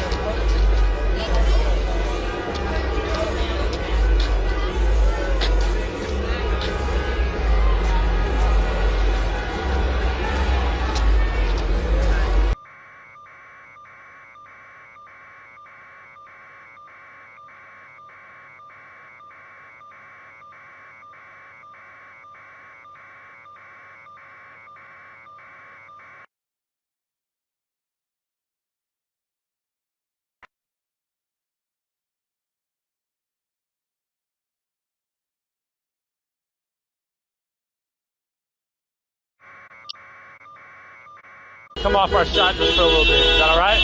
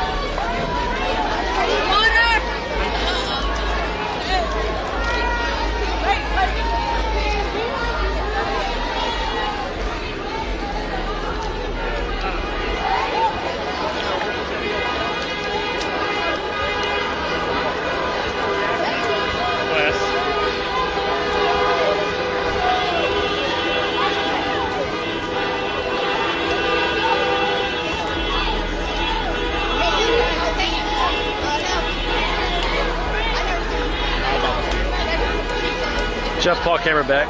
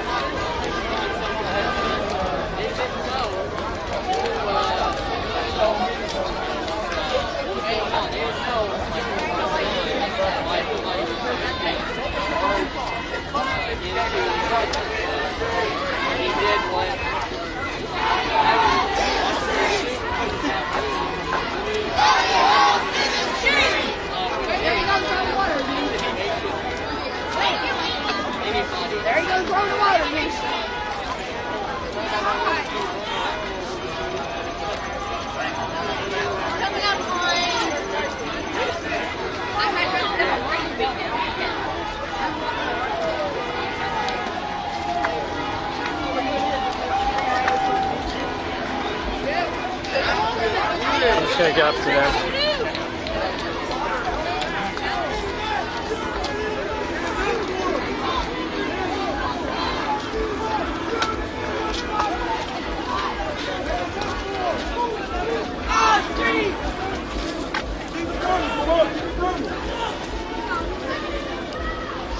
Thank you.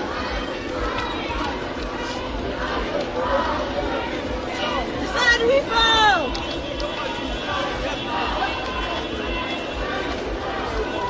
Check in his car. Good job, y'all. Y'all did good as hell. Good. 2 minutes till we're back.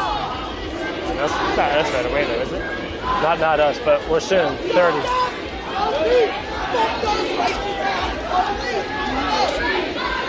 No peace, no peace, racist ass police.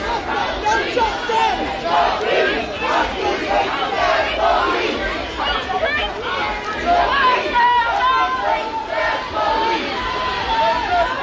No peace, no peace, racist ass police. No peace, no peace, racist ass police.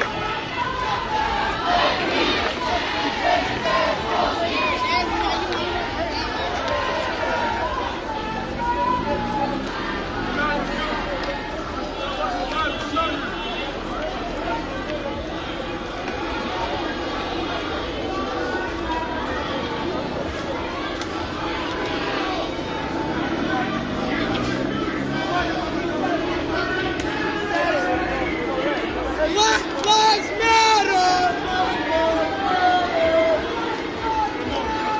Black Lives Matter!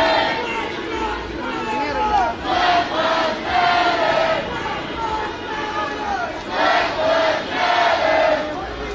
Justice! Now! Justice! We need it! Now! Burn it down! Burn it down! Burn it down! That's right! We love you! We love you, baby boy! We love you!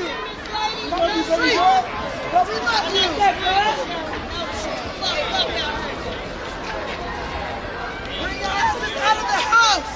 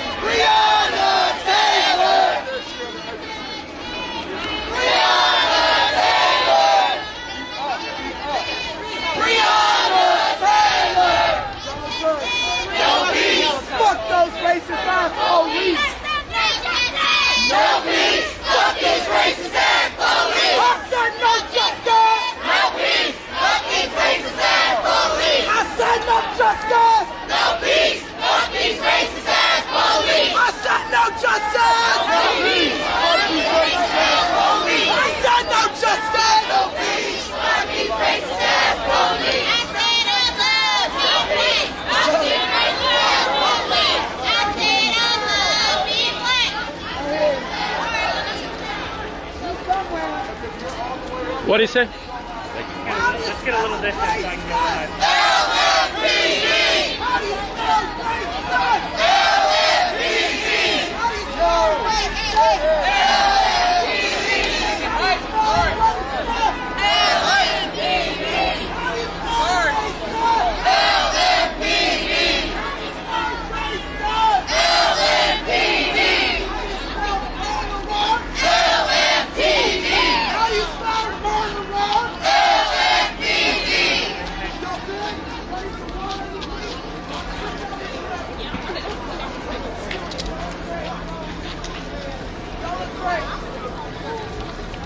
Let's get your mic ready.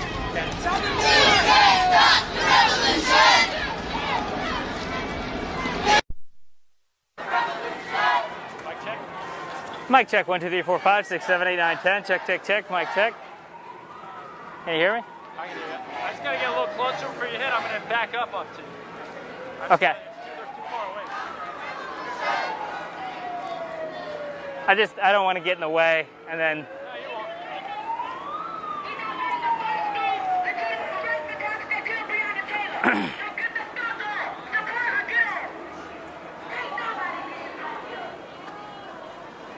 Do they still have our shot up? I can't. It's- Get my shut up, so. No, we're in a box. Okay. He's in it? Huh? He's in it? We've been in this lower box, whatever we're at.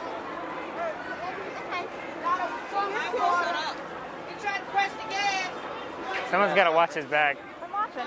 Okay, because he's about. I know, I'm watching.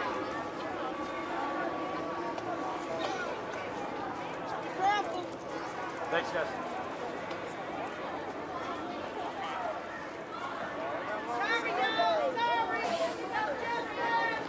You're good. Just a bit of a turn. There you go. Perfect. Perfect. There's a line. Yeah, perfect.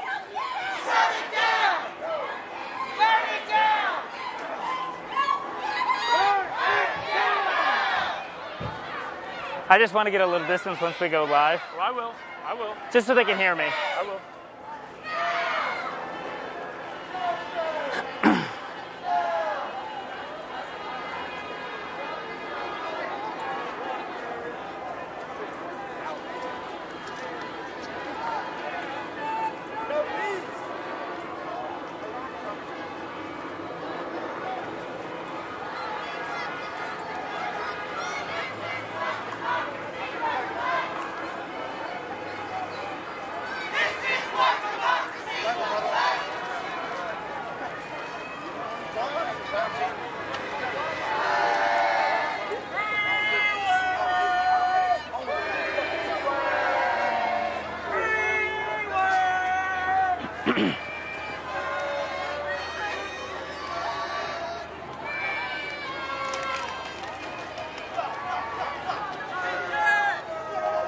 Geraldo.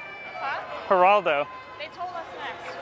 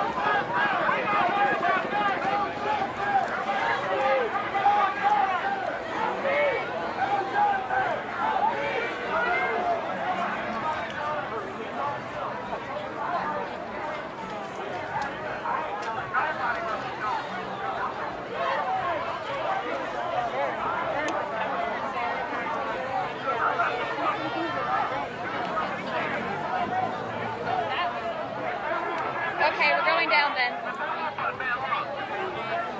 What's going on?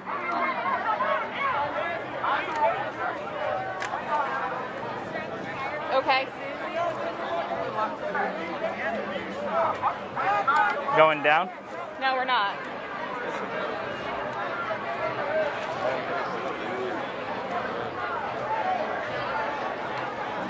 I'm gonna grab some water. I know. If you could find one. Well, I have some in my bag. Oh. It's all good. Yeah, pick up. Should go through the Wendy's drive-thru. Copy that.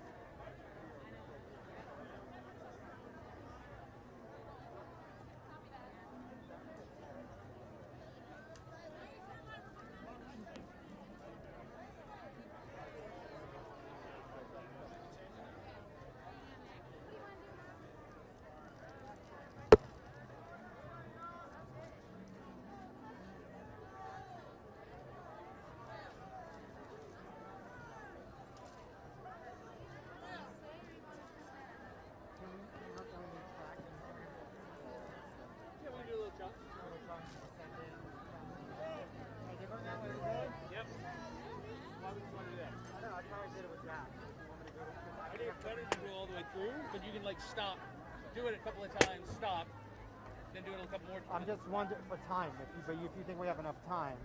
I think it takes longer to send it in a drink, honestly. Okay. Because they have to import each one and. Are they still hot on me or not? Check. That wasn't that spicy. Is the camera still hot? Because if not, I need to get around. We need to get in front of break. 3 minutes. Take a break.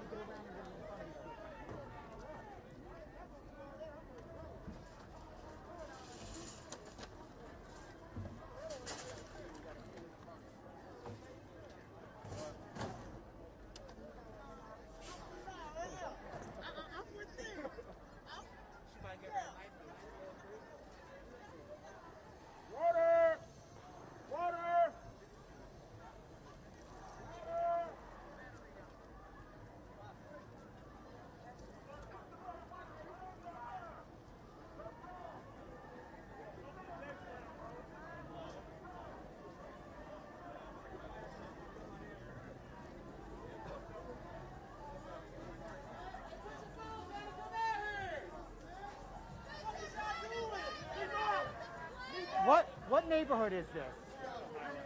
Highland.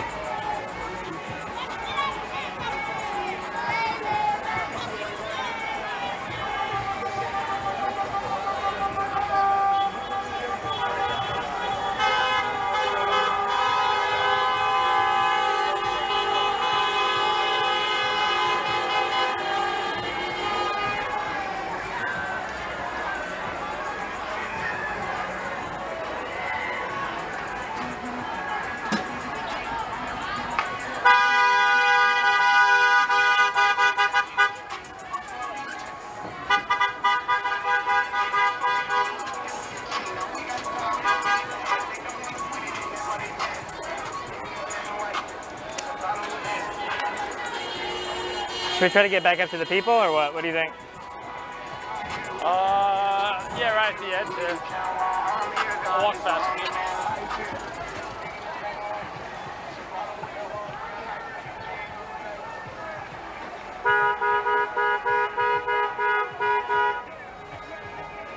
We're about to go to Trump. Really?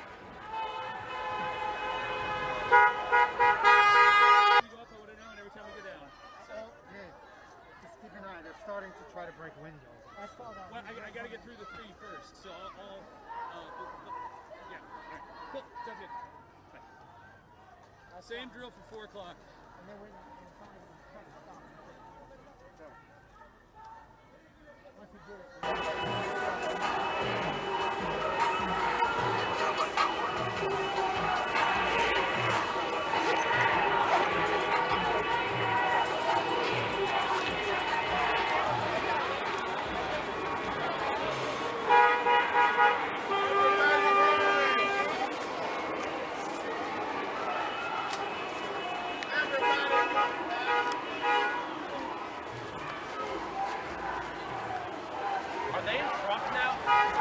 Sounds like it.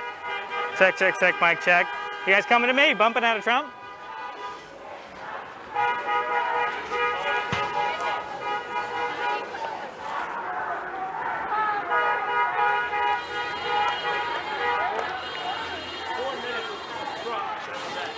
Huh? 4 minutes of Trump. Yeah, right. Pre-recorded. Really? Yeah, I got you loud and clear.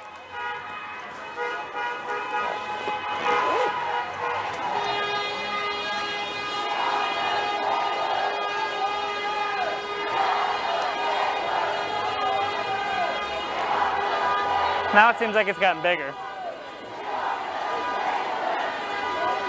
You know?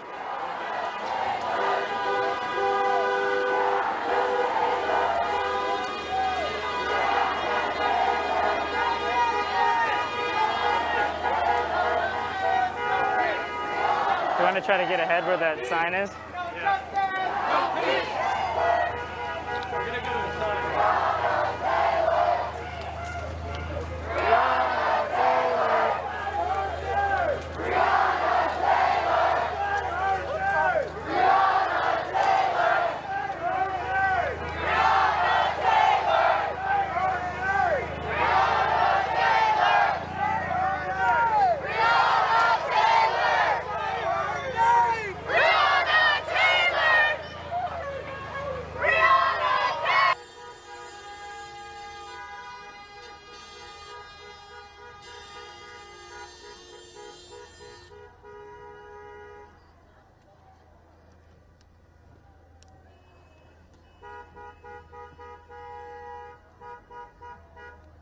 I just don't like getting down to the light of the battery. I like to keep it on the. I understand, yeah. I don't think that's a bad idea at all.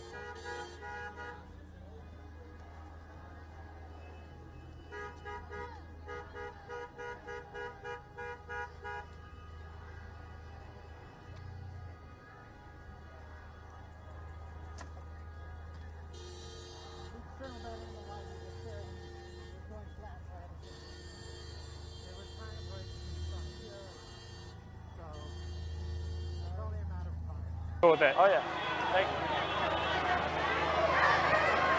Well, maybe not.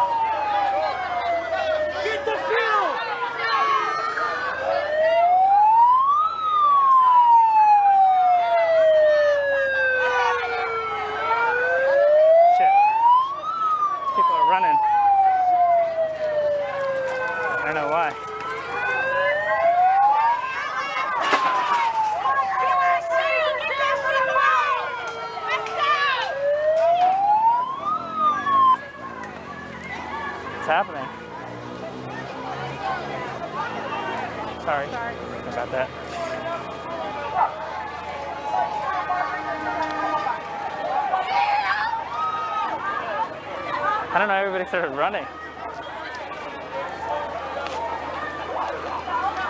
It's weird. They didn't want to get stuck there, so they pushed everyone forward. Ah.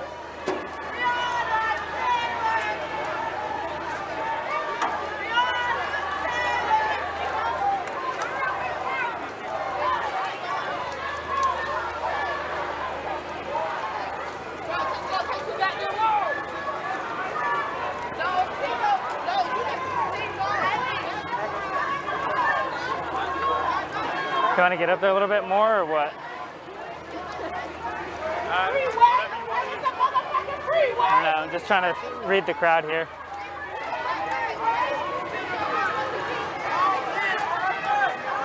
All men up front, all men!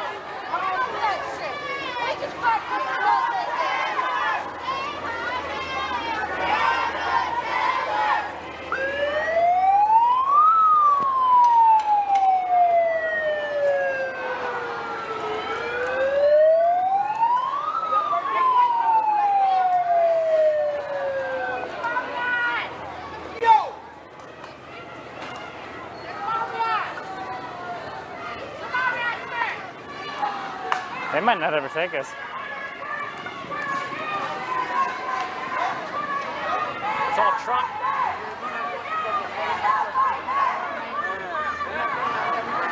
Uh-oh, red and blue, red and blue.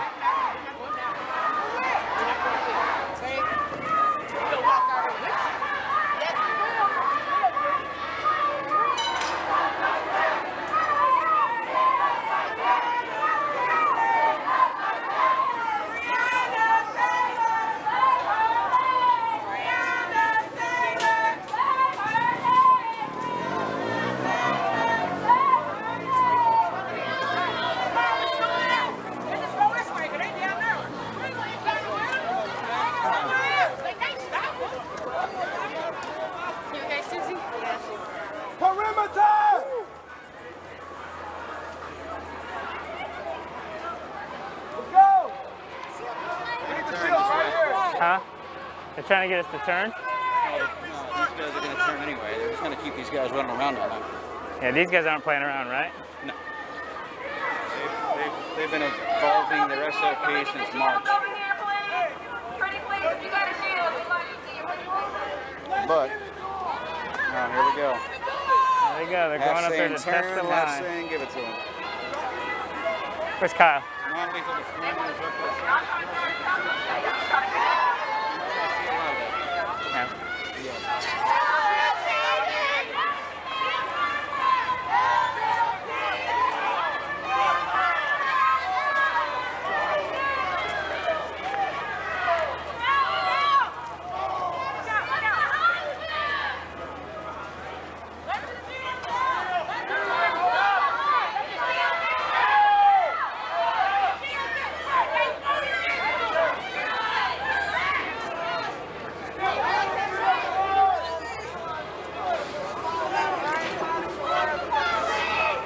Where do you want to go? I'll follow you.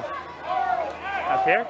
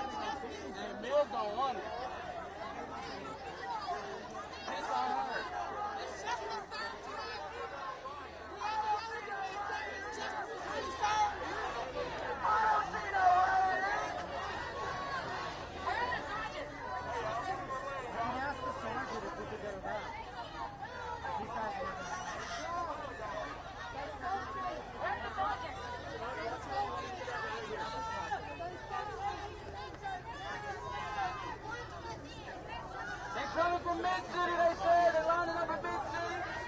They're trying to cattle me. Where's the sergeant? Can we check with the sergeant, please?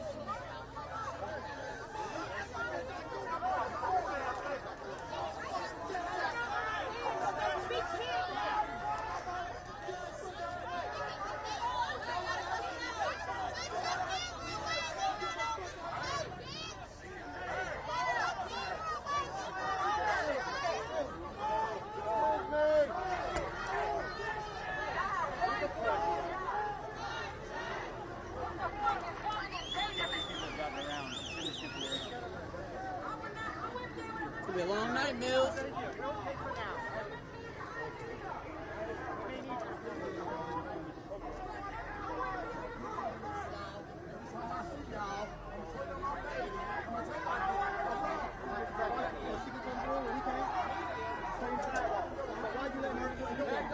So I can walk in here just like she walks in here to protest the kid.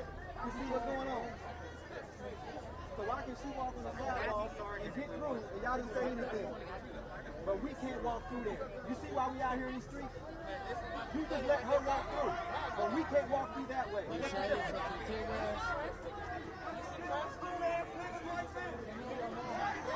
why we out here. We're not anti-young. They're anti-injustice. Anti what just happened, something happened. If they come through, we can come through as well.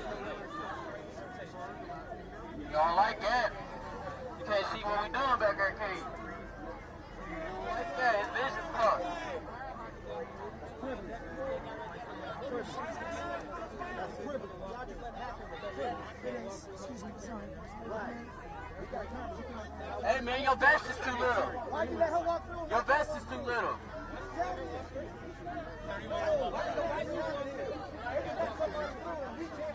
Get a picture of his little ass vest. But why you let her walk through? Why did she walk through? They both so they let her through. This is your team. They let her through. And y'all wonder why we out here. It's white privilege at its finest. You just let it happen. You just let it happen. And you wonder why we out here. You looked at her and let her through. Even when I said, oh, you gonna let her through, you still let her through. But we can't walk through. And you wonder why we out here,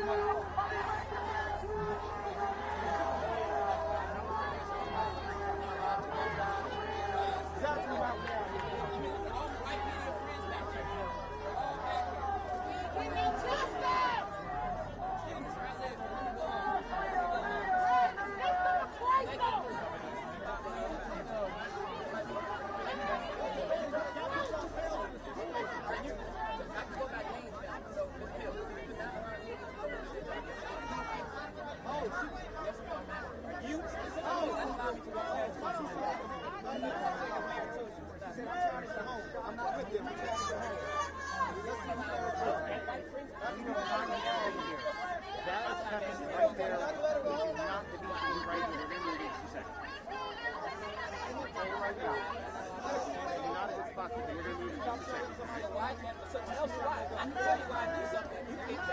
Fuck LMPD.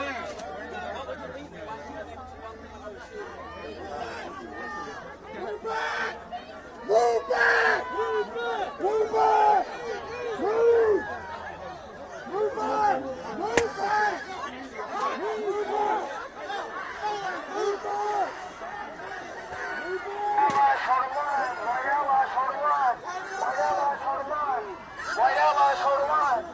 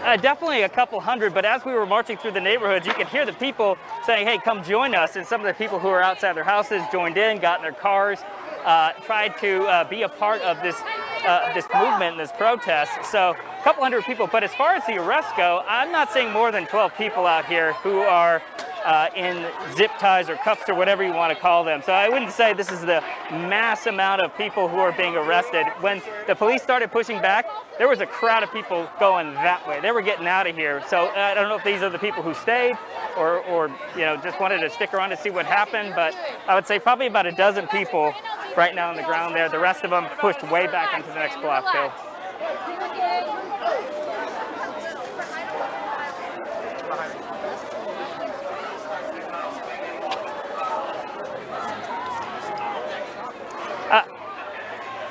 It seems like it, and for most of the day, police sort of were set up and they were allowing protesters to move through. Nothing, no interactions, no physical confrontations, no damage to any sort of buildings or anything like that to speak of. Everyone was just chanting and staying in the road and staying on the sidewalk, and when a car needed to get through, they would let them through. So this happening right now, a little surprising just given to what's happened for several hours, where there really hasn't been anything near like this. But again, like I said, police drew a line over here and they weren't going to let them cross it, and it seems like maybe that's exactly what happened.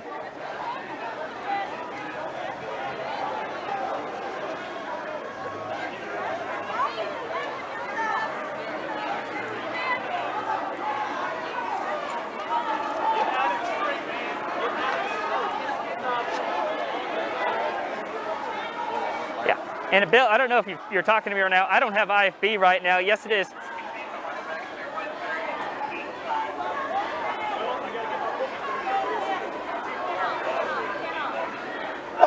Lost IFB. I'm back. Around where that original line was, up at Tyler, and it moved back from that intersection. And now we can see there are several people inside that circle of police officers on the ground, detained. You can see an officer walking through with the zip ties, trying to detain people. At this point, it is completely unclear what for. If there was one situation that sparked everything, or if there was several all at once. If I'm looking behind, we can still see there's another line of police officers back at the next intersection. So we're sandwiched in between right now in this block, in this what is, I guess, a half block now is where we've kind of been sandwiched in. So a lot of the press has been moved over to the side on the sidewalk outside of that bubble of police officers where there are a lot of people sitting on the ground from part of the march, part of the rally that we've seen that started in Jefferson Square Park. At this point, I have not seen a lot more movement, whether it was more people being detained from the original push. Honestly, I can't even get up close enough to see how many people are up in that bubble of police officers. Unfortunately, I'm just too short and can't see over the crowd. But we saw several pockets of people kind of jumping and several officers jumping into different pockets of the crowd. But for anyone who has been up here on Bardstown Road, for this many people to be congested in this area, and if you're not familiar with the area, there was a lot of people that were pushed up into one very compact group. So as everything started happening, we got pushed back very, very quickly.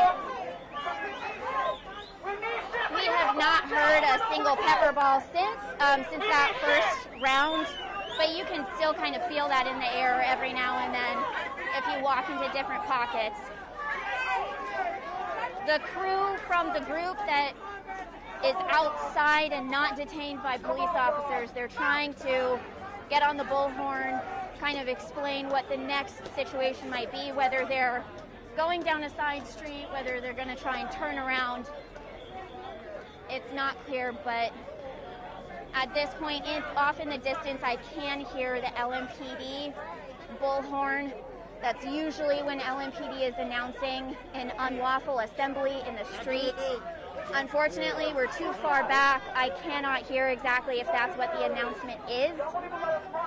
But normally when they do get on that bullhorn, that's the officer in charge of the situation saying, this is an unlawful assembly. Everyone needs to move or risk being detained. We can hear on this side people chanting and saying, let's go. If that's the next move, I'm not quite sure. So we'll continue to monitor the situation, but I just want you guys kind of listen in to the commotion that's happening while we're out here.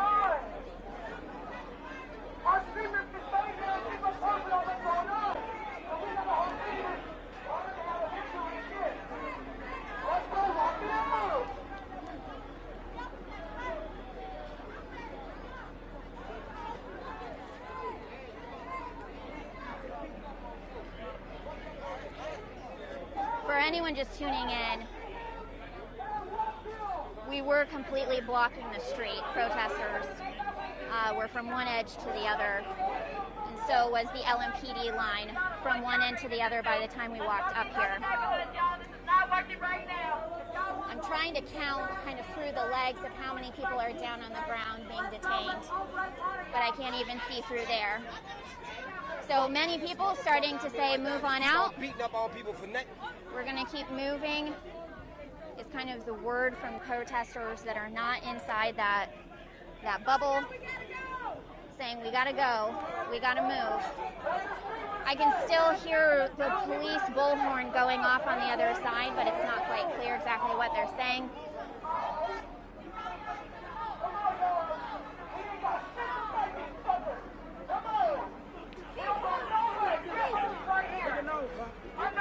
So as this situation continues to develop, I know that we have crews in other parts of the city, down in Jefferson Square Park, that are monitoring there. But to explain how we got here on Bardstown Road, everything was smooth, peaceful, up until about 10 minutes ago. So when we heard the indictments down in Jefferson Square Park, everyone had it up on a speaker. The crowd could hear everything of what came down.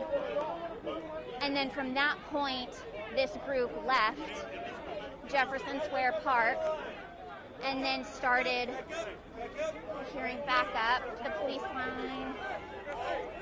The police line is moving. They're putting up tape right now.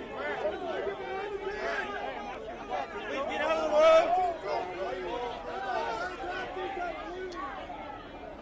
So coming up to this point, we walked from Jefferson Square Park through Shelby Park, Germantown, into the Highlands.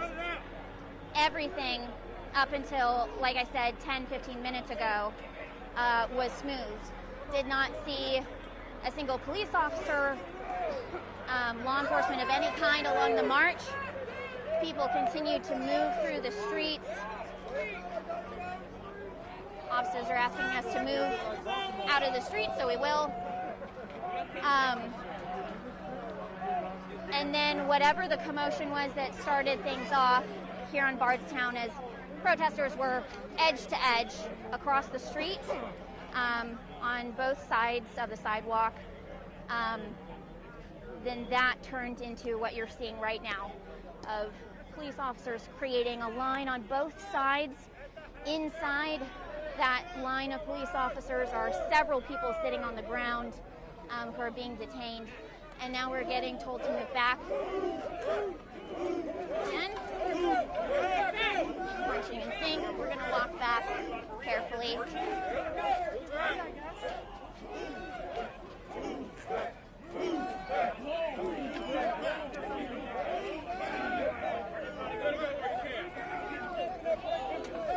Careful, Jacob.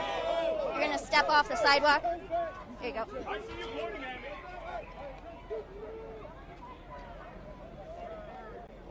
All right. right, so now we're into the intersection. I want to make sure we're standing on the sidewalk. We see the LMPD prison unit is coming up into the line. This is the transport unit. Officers asking us to move back some more. So that unit going in there to pick up anyone who officers might have detained. At this point, the crowd is starting to disperse on both sides. Down, I believe this is Midland Avenue down this way. But then we also see a line of police officers right there, just holding off Bardstown, and a line of police cars even past them. So the protesters that are left here that started from Jefferson Square Park definitely dispersed quite a bit into the street here. I would say that as we were marching, definitely took up a full block as we were going through from side to side. And at this point, things have calmed down a little bit, much more compared to 15 minutes ago when that line of police officers really first started to push in to the group of protesters, detain whoever they did. There were a lot of batons flying into the crowd when that did happen. At this point, we're going to keep an eye on everything and see what happens next. But for the crews that we have in other parts of the city, Jefferson Square Park, how things are working out there, it's unclear with how many people are here, just how many people are left in Jefferson Square Park. Trying to see through the police line to see again if I can tell how many people are detained, but at this point we're pushed fairly far back to be able to see how many people are still left inside there. News crews have kind of been pushed off to the side, both sides. But again, up until this moment, a very peaceful situation. And we had not met with police until we got to this point on Bardstown Road. Still feel a little bit of the pepper ball, that powder in the air where we move off. You can actually see there's some pepper ball marks, those little white speckles. They're down on the ground. That's some of the ricochet, and then that's how it kind of releases that powder to help disperse a crowd.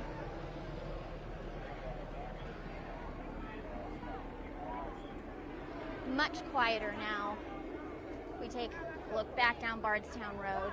You're going to see another line of police cars, another line of police officers, not holding quite as tight because most of the commotion is up this way. Lots of people still in the street, speaking their mind to the officers that are here, sharing their feelings. A lot of people processing what they heard in Jefferson Square Park through this march. What we heard from a lot of people going through this march was the indictment, 3 charges of wanton endangerment for former Officer Brett Hankison was not enough, coming from protesters saying that is not enough and that that is not justice from their words, and saying that more needs to come. Protesters saying that this is not the end, that more needs to change, more needs to happen for them to feel that justice has been served.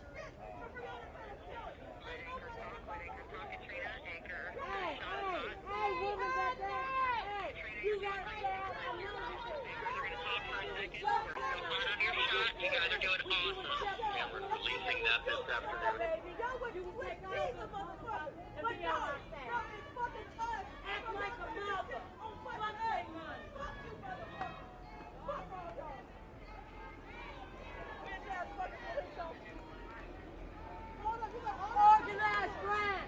Y'all the biggest fucking organization of crime there is. Let's be real about it.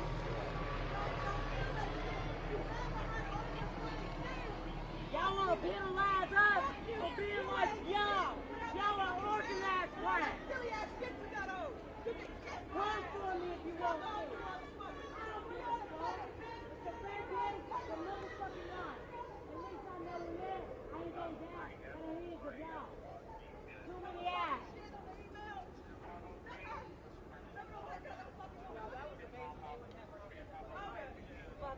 Did you look like that, man? Now you see the fucking description as far as I'm fucking concerned. Just remember that's what you did. That's what the fuck y'all do to us. You fit the fucking description. I've been a fucking white woman who wanna face the word. He said the key motherfucking word. Fucking description. And I feel the word. Don't feel the word. It doesn't fucking feel good. You look like you feel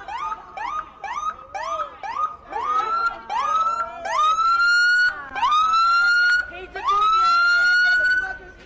No, she served that motherfucker up real good. Because you look like someone. Motherfucker. Yeah. Y'all want to take this one? You got this, my man. And get your child like that. The fool over here looking like y'all think y'all fucking somebody. Y'all ain't shit. Y'all ain't fucking shit. On this day, you ain't fucking shit. This should be the saddest fucking day of your life. Look at me. Look at you, man. Look at me. Look at what you're doing. Look at your dumb motherfucker. Fuck that money. Stand for something. Be about something. It's a goddamn shame. All these goddamn black women ain't doing what y'all dumbasses think. My brother, God didn't create you for that. You standing for nothing. Standing for something. Shit. And guess what? I got hands too. These motherfuckers is ready. I might not bite you like Tyson, but I'll whoop their ass. Baby and all. Stand for something. Stand for something. I'll be a good every day of the week. At least I stand for it. Martin Luther King didn't go through all of that.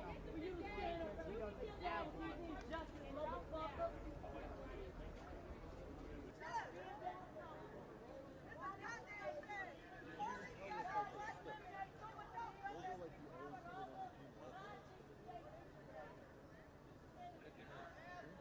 Was everything okay? Yeah, I think so. Ashley says she has it. I told Marianne it's done. I think we're good. I asked to show if they wanted to again. They haven't. Okay. The hit was fine. I mean, there was a lot going on. I think it was great. I think he liked it a lot. Zucker said he wants more of that. So I agree. That's why I'm like, yes. That's why we do that. Who did he say that? Just the show. What did he say? So we're going to text me. Zucker says very good. We're with the protest. So let's go. So JC's sticking with this at least another 15 minutes. Okay. Which is crazy because Marianne was telling us to stop and go someplace else.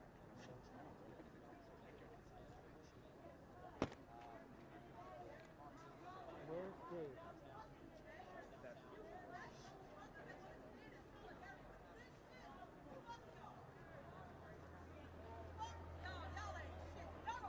Stay away from that stupid. Where? Right here. She just keeps yelling fucking obscenities and everything. Like, get the fuck away from me, lady.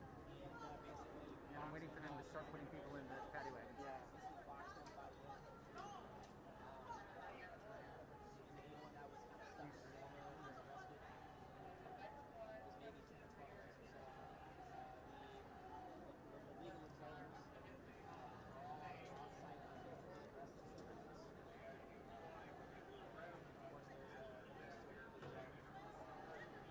We have a Shimon hit coming up. Dialed in.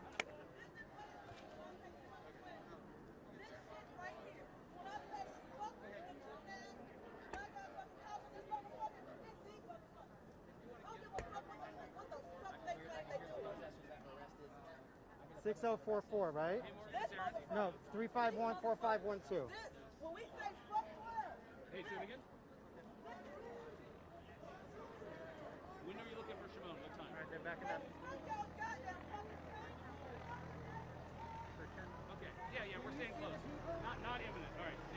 o'clock? It'll be a little while.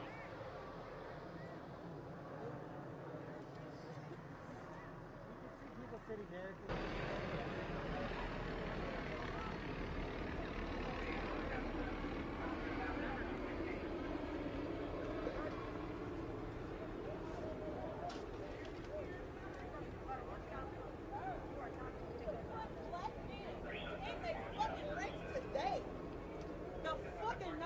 And y'all did that shit like some bitches. Like some fucking bitches. And you remember that shit. So if y'all whip my ass today, you still a fucking bitch. Hey, Mark, did you If call you the gas police? my ass Have you today, reached out you to still a FBI fucking yet? bitch. The gas will not burn it. But you will never not be a fucking bitch. Fuck y'all. And if you kill me, you still a fucking bitch.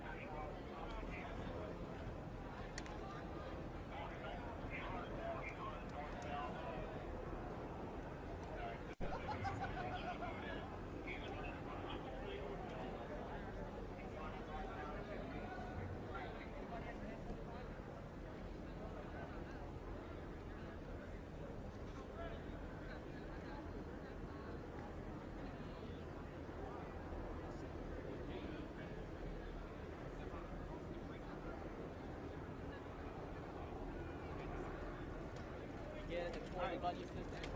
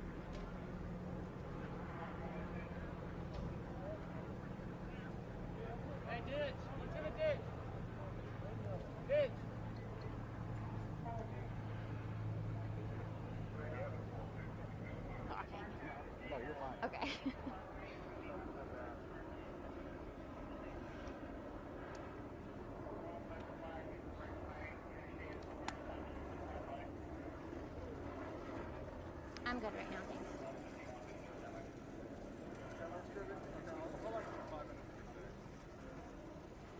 You good?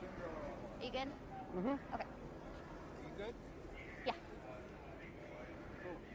I think we're gonna have hits at 4:30. We're probably gonna have a hit every half hour at this point. So. Word right now is I guess you heard they assembled and went down. they went back. Yeah, somewhere that way. Back down that way. I couldn't see how many left. Was it a lot? 100, 150. Okay.